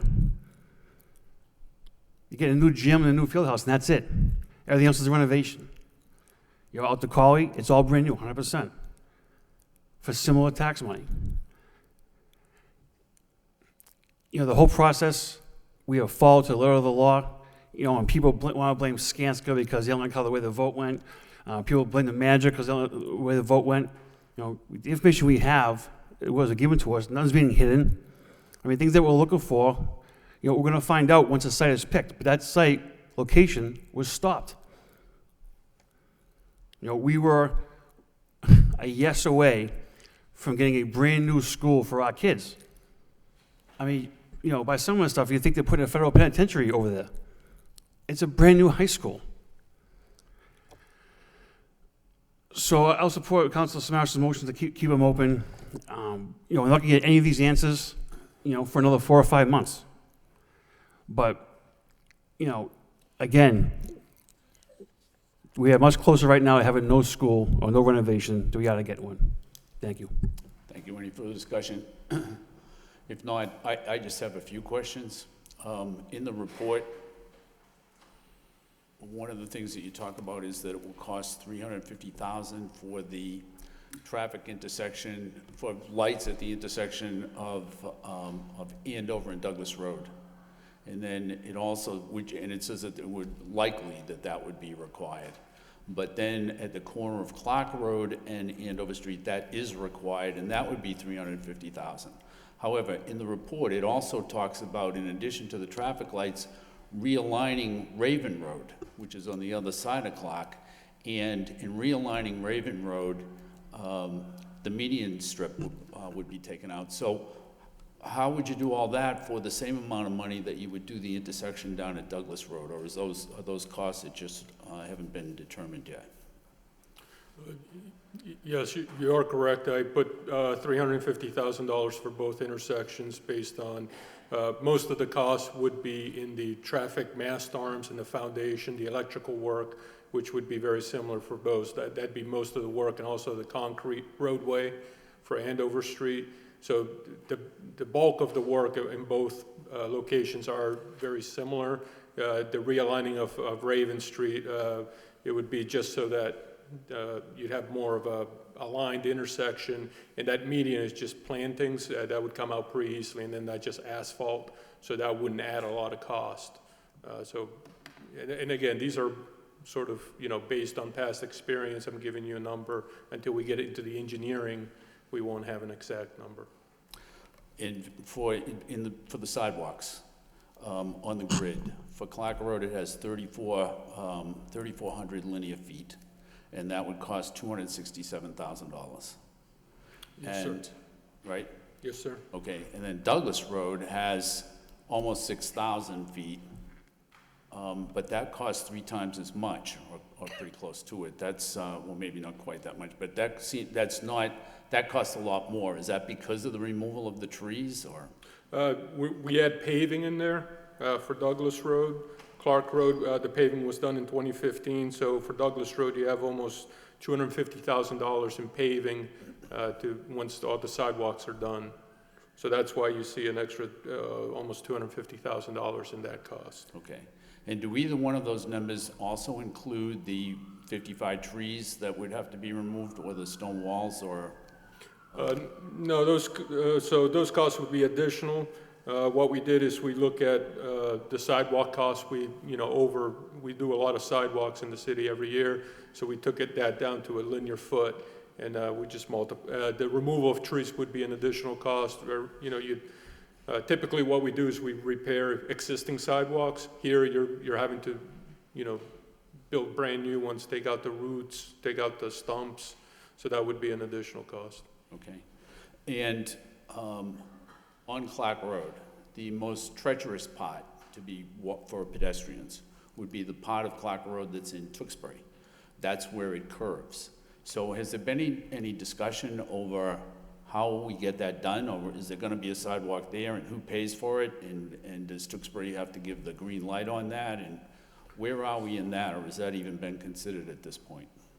Yes, we're very well aware that those sidewalks are in Tewksbury, and coming around that corner, you have that wetland.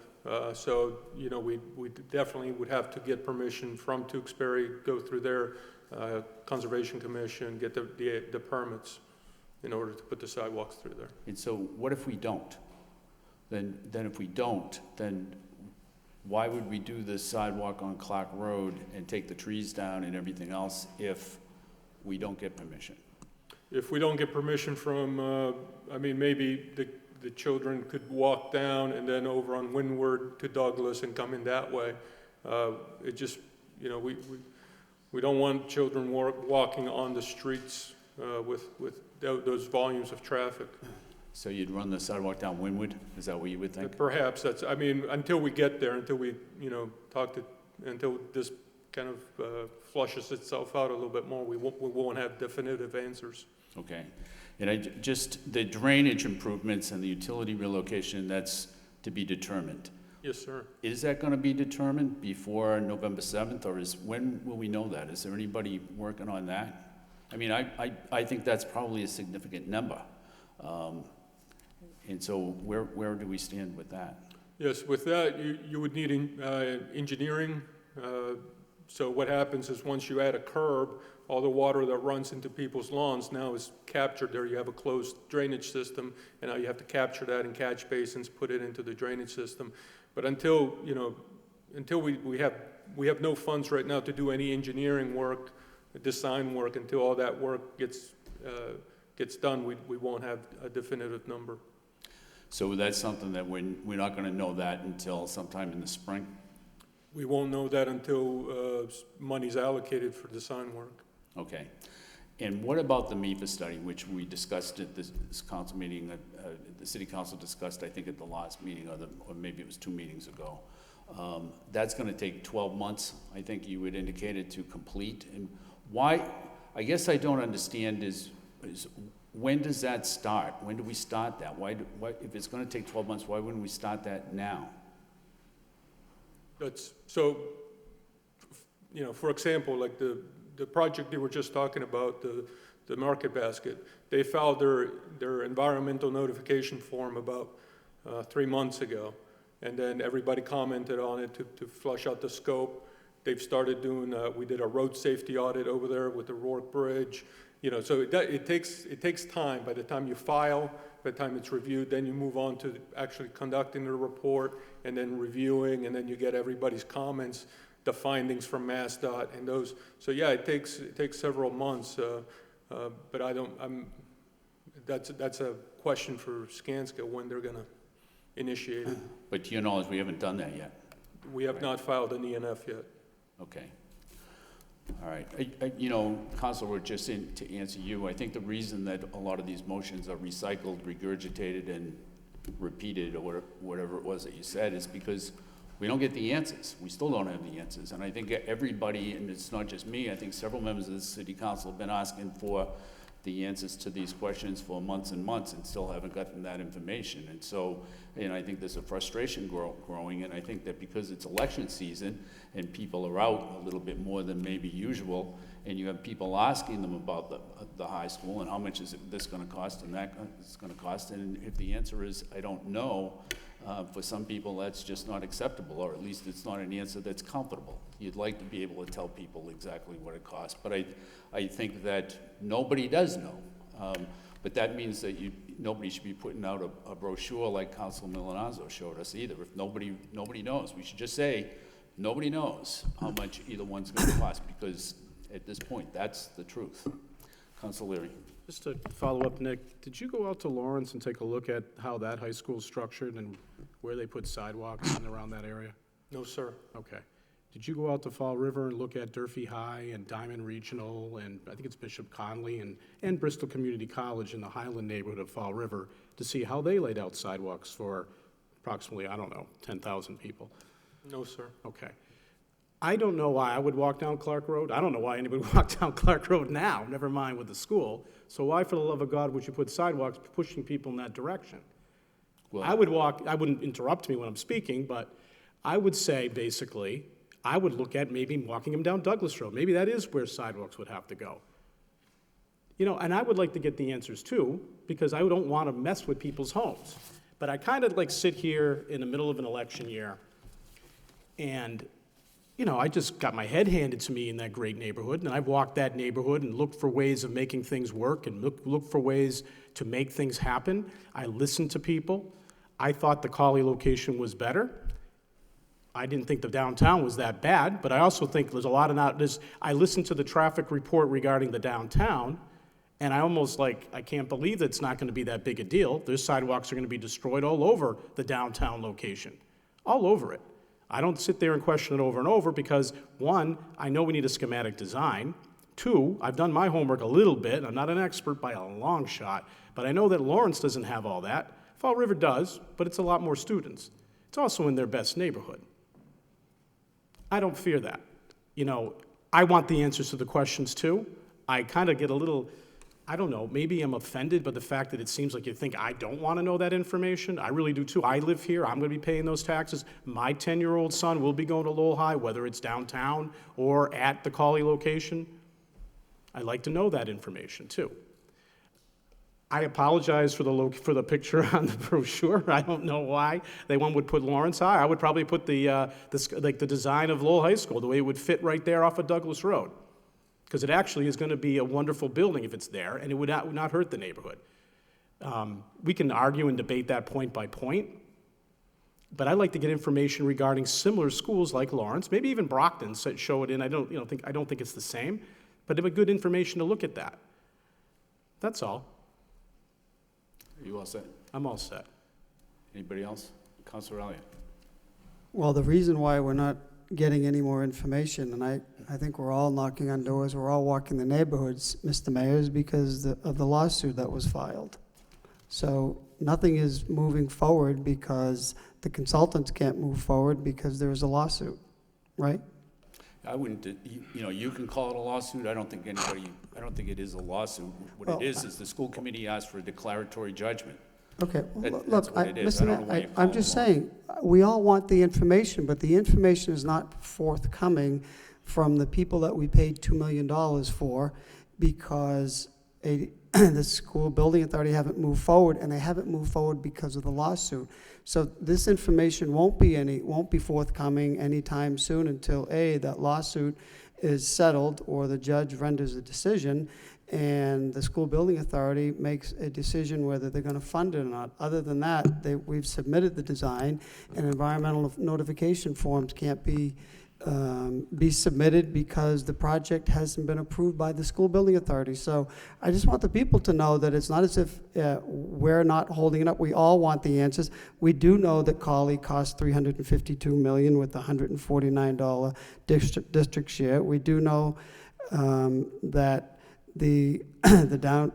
downtown is $352 and Cawley is $336. There's a $6 million split, so I don't know where these numbers are coming up, but it's $6 million, and if we use the numbers that were given from SCANSA, I think the notion is that, the downtown is a steal. Both of these projects are extraordinarily expensive, and how do we pay for it, to me, is the issue, and just giving the taxpayers a bill was not the way that I looked at it. They're both expensive. Neither one of them is a deal. Cost overruns, there's barely 5% of a contingency. 20 million may sound like a big number, but it's barely 5% of a $350 million project. There's 9 out of 10 times projects, they blow through the contingency, and you can either go back to the taxpayers or you cut the project. And that is what has happened with every improvement at Lowell High School. So, we're here arguing the political nature. People at home are confused because there are so many exaggerations and truths about this project. And it's frustrating as you go to it. People just want to know the facts. And the facts that we have are what have been presented on the cost, and whether it's sidewalks, traffic, cost overruns, hazardous waste, taking dentist's office. I mean, those haven't even been factored in. On both sides, it's extremely expensive, and we need to get it right. And I think the biggest shortcoming, we've been fighting over location for months and months and months, when what we should have been doing is fighting the state, the Commonwealth of Massachusetts for 80% instead of 55 or 61. So, as we go on, we understand the motions, and it's important to get the motions as we try to explain this to people. But it's not coming because of the lawsuit that's been filed. So hopefully that will be settled so we can get accurate information to the people who will be voting on this come November 7th. Thank you, Mr. Mayor. Thank you. Any further discussion? Council Milonazo. I'm going to respectfully disagree with Councilor Elliott, because I think this information is available, and for whatever reason, we're not getting it. One motion that I had filed was to find out what regulatory agencies we had to go through in the town of Berica and in the town of Tewksbury. Don't have that information. What's it cost for the Article 97 cost? That should be readily available to us. We don't have that information. What's the status of Lowell Catholic going out onto Manning Field? It was supposed to be their field, and we swooped in and took it away from them. So the fact that we have a declaratory judgment that we're waiting on has nothing to do with us getting information from the administration. This report we got tonight wasn't held up by a lawsuit or the declaratory judgment request that we have. So again, I just respectfully disagree. And the fact that to the taxpayer, it's a $22 million difference. The delta is $22 million. When you borrow that over 30 years at 4% interest, it's an extra $37 million cost to the taxpayer. Again, you could build a central police and fire station with that money. So all I'm saying is that let's get the information so that we can tell our constituents as we're going door to door what the true picture is. This, again, is not the true picture. That's all I'm going to say. Council Samaras. Thank you. No, I don't want to belabor this point, but the thing is, actually, the report that the city manager gave us tonight, I think was an excellent report. Because as I said, these are projected figures, but these are also in some areas where you know you can get the answer if you pursue the question, such as the busing and things like that. But I think what has happened, as I've stated before, there's been so much misinformation that's come out on both sides. And what we're looking for, what I'm looking for, and these motions are repetitive, and there's different stages. Yes, Councilor Rourke is correct. When the actual building is decided upon and you'll make the decision, it'll be, we'll say, a concrete type of decision. But till we get to that place, I think what our constituents want to know is, what are the potential costs? Especially our senior citizens, when I talked about the issue of the coffee. What I'm just trying to say is, people have come up to me, and I think it's come up to every member here, saying, you know, I'm on a fixed income, we're this, we're that. We do want to see a high school, but we want to know what the costs are. And so I don't want to belabor the point, but I am at this point. Mr. Manager, this is a good start, and I think what we'd like to see with our following motions is what you can extract from this and what other information you can give to us regarding maybe the potential on both sides. I'm just asking you to do that stretch, because just so people can really understand, okay, the price for downtown is such and such, the price for Cawley is such and such, the reimbursement because of this and this can be such and such. But it's going to be one step at a time, a bit of information at a time, but the whole issue is I want to see more information. I want to see it as correct as possible. I want to be able to say to our constituents, look, we don't have the exact costs, but this is where we are because of this. If you can make a reasonable disclosure, if you can talk to people reasonably as to what the costs are and why, that will allay a lot of fears that are out there. And there are a lot of fears about this. And we do not want to see this high school all of a sudden be turned away, and we don't do it. We have to do it. Thank you, Councilor. Any further discussion? Councilor Belanger, then Councilor Elliott. Thank you, Mr. Mayor. I mean, yes, there's no shortage of constituents that want information. We're all going through the same thing, and it's difficult to provide. Until a site is officially chosen, the definite answers involve designs and studies, which cost hundreds of thousands into a few $1 million. So we're not going to get actual costs of these items that we're looking for until a site is chosen. Then we go forward. If somebody wants to make a motion to get caught for a study, then go for it. I won't be supporting it. I'm not going to throw away taxpayer dollars until we have an official site nailed down. So it's going to be difficult. It is difficult. There's some, we have information, overt back to all the information we got back in June. Article 97, field replication, in my mind, is 1.9 million to replicate the fields that we will be displacing. That's what I have in mind. There are others. I don't have everything at the tip of my tongue, but we have a lot of information. And to me, some of these motions are repetitive, for lack of a better term, to, quote, pile it on. You know, we have concerns of the downtown location. I have a number of concerns of it, but it's not chosen yet. So I'm going to stay out of that. But until a site is chosen, we can go forward with schematic design and studies, see what it's going, see what's mandated. Some of these councils have already made a decision. They become the judge and jury, and officially that we're going to have to widen roads and do this and do that. Nothing's been decided yet. There's a process that needs to be followed through to see what they make us do. In the end, we may decide it's too expensive. That may happen. I can't rule that out, absolutely. But until a site is chosen, it's difficult. He's going to come back, the manager's administration is going to come back with approximate costs, like we've been getting through this whole thing.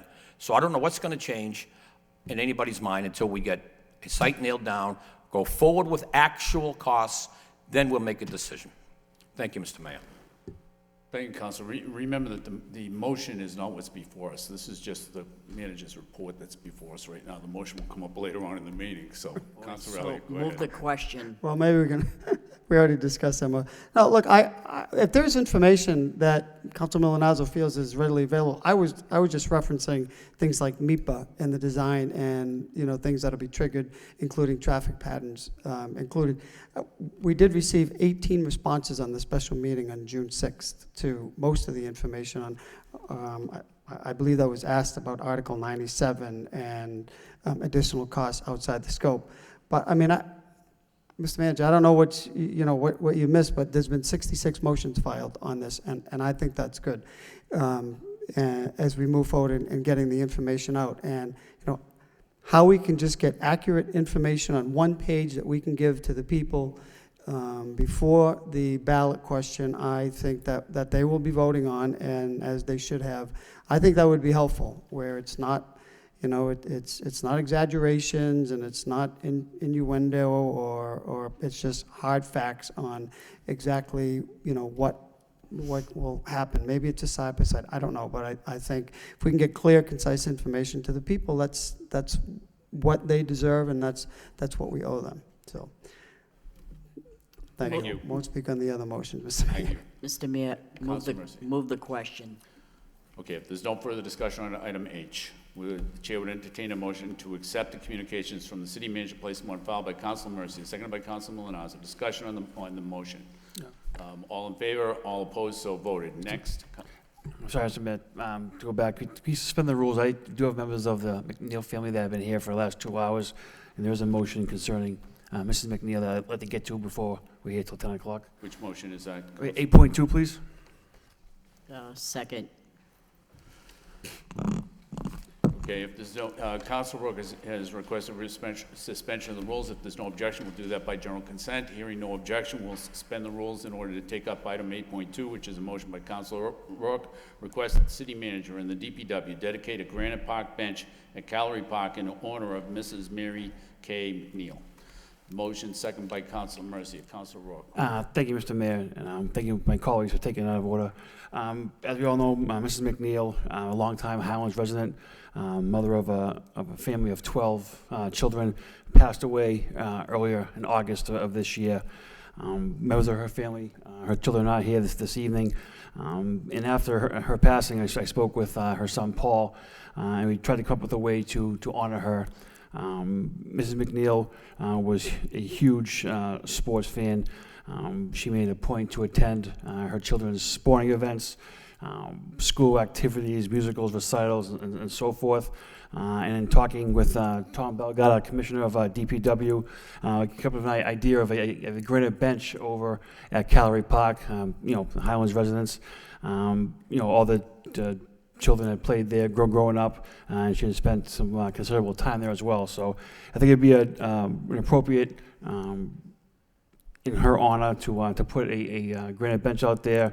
I know that the family can certainly work with Mr. Bellegarde as far as an inscription, how what there would like to be said in her honor. So I'd ask for a roll call for this, Mr. Mayor, and once again to honor Mrs. McNeil. Thank you.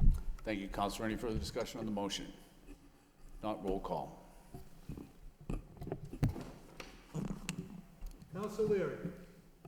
Leahy. Counsel Leahy, excuse me. Yes. Counsel Leary. Yes. Counsel Mercia. Yes. Counsel Milonazo. Yes. Counsel Rourke. Yes. Counsel Samaras. Yes. Counsel Belanger. Yes. Counsel Elliott. Yes. Mayor Kennedy. Yes. 9 yeas.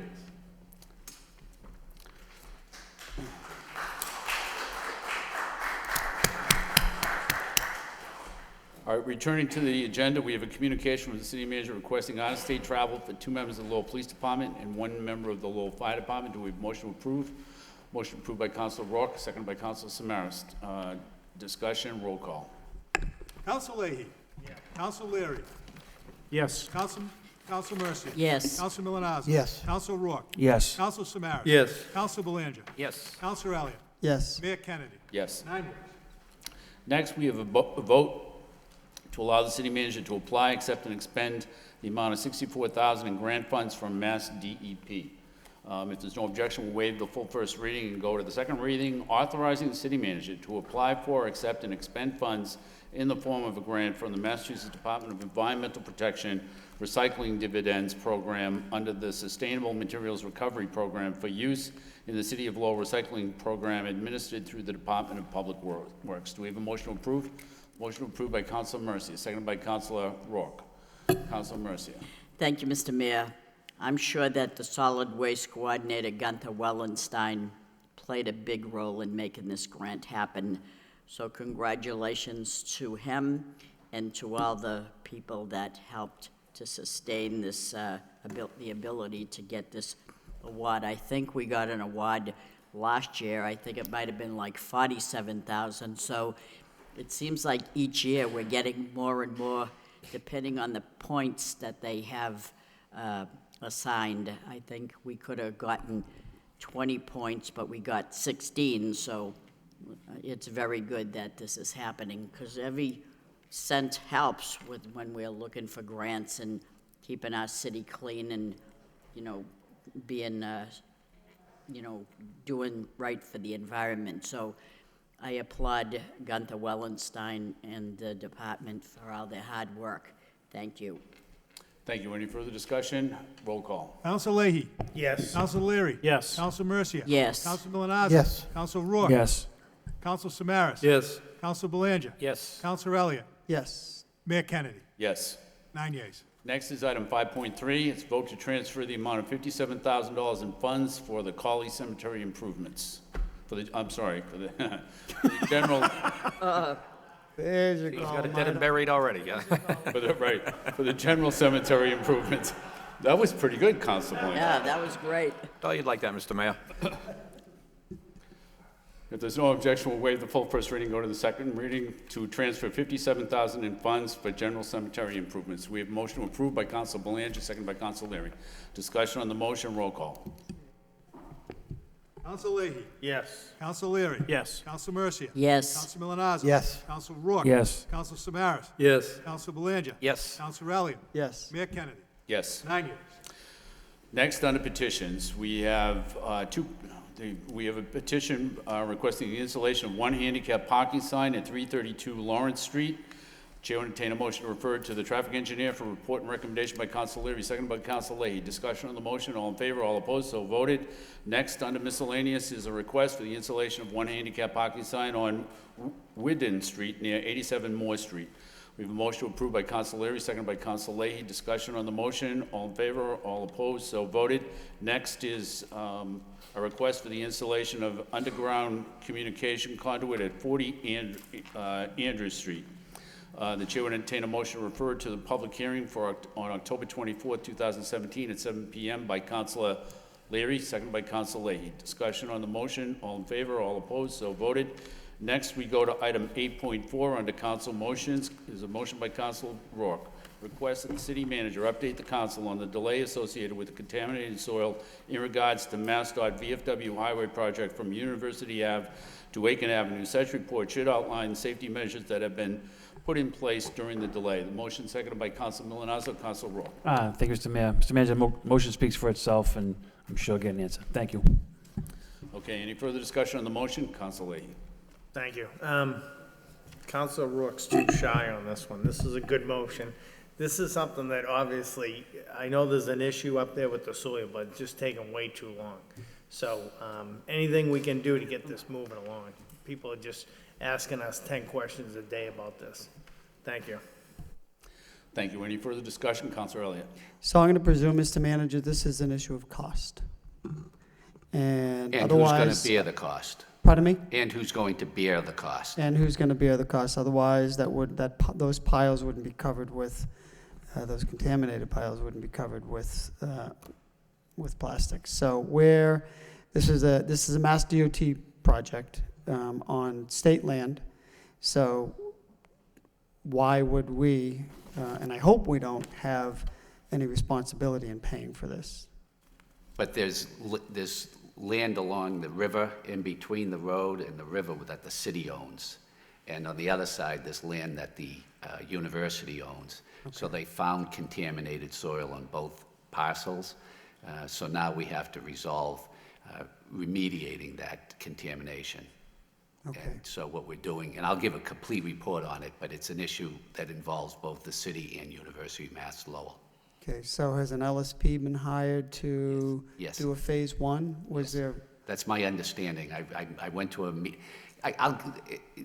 I know they talked about hiring an LSP and the university and the city sharing the cost, but let me get the exact report as to what the status of it is right now. Okay, is there a general dollar figure on exactly what the extent of the? I will ask Sarah is? Brown for the dollar figure on what it is. Okay, all right, Yeah. thank you. Thank you. Any further discussion on the motion? If not, all in favor of the motion, all opposed, so voted. The next motion is by Councilor Samaras. Request that the city manager provide an update on all costs at high school sites associated with traffic, including traffic upgrades along Roger Street, Douglas Road, Village Street, and Clark Road. Seconded by Councilor Leary. It speaks for itself at this point. Okay, any further discussion on the motion? If not, all in favor, all opposed, so voted. The next motion is by Councilor Samaras. Requested the city manager provide an updated timeline for each component of the MIFA review.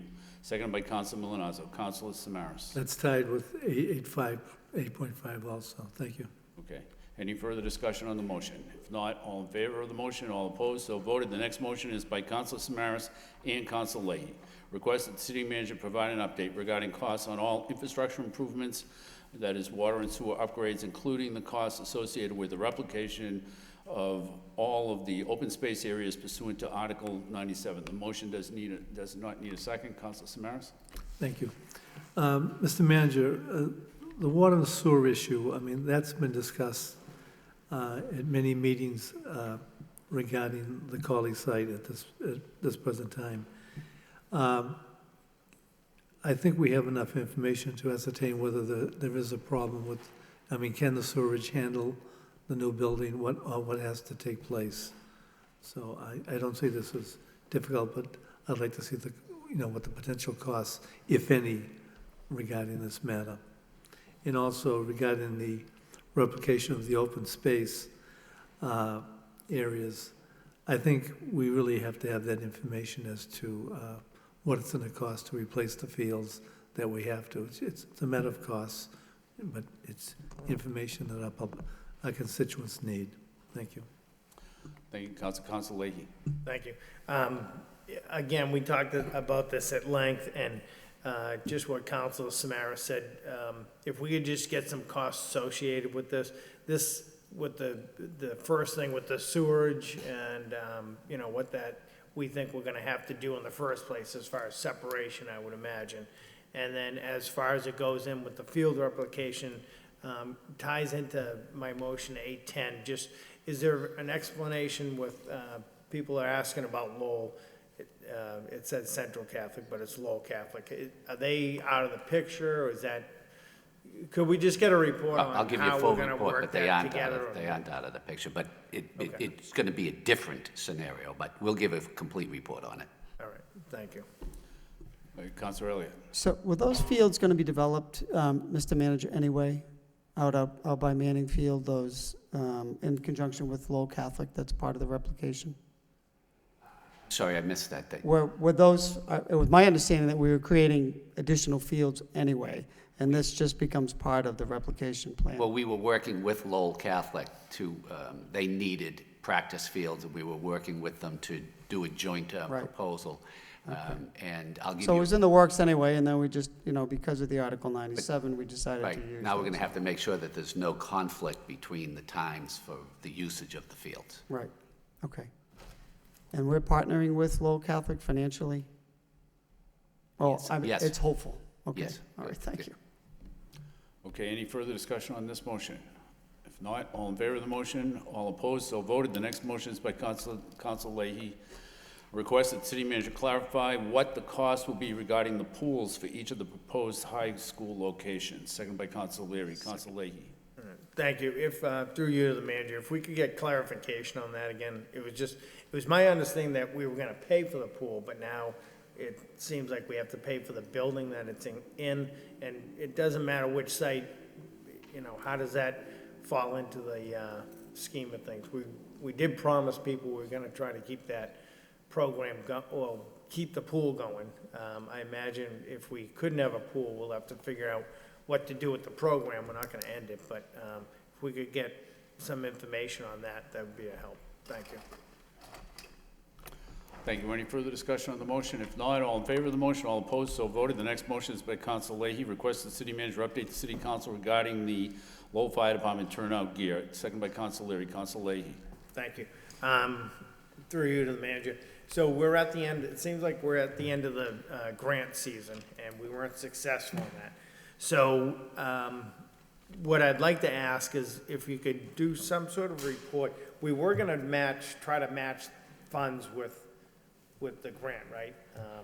Can we try to figure out any way we can get some money over there? If we could give up some of that money, well, I shouldn't say give it up, but if we could acquire that money that we were gonna match, plus some of the money we've already put in the capital budget, and then we did put money in the budget. So let's get together with the chief, see what we have for a total, because even though we might, I'm looking at a number from what I could do with my research, if we could replace 80 of them, but that's not really nearly enough, And we all understand the importance of this. I mean, this is part of their daily gear to keep them safe, keep the public safe. So I think if we can put our heads together and try to figure out how we can fund this, I would like to do more than half if we could, but whatever we can do would be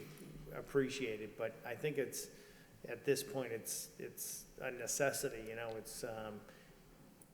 it's saving their lives, it's helping the public while they're doing their job, and so anything we can do to come up with funds to get this turnout gear, I think we need to take a look at. Thank you. Thank you, Council Leary. Just quickly, I think it's a great motion. I think it's also, I think we should get it for everybody. And I think the cost is something that, if you're looking at long-term costs, this protection saves you healthcare costs. It saves you costs for folks on workers' compensation costs. We're self-insured for workers' comp, correct? So you're looking at this as actually spending money to actually save money.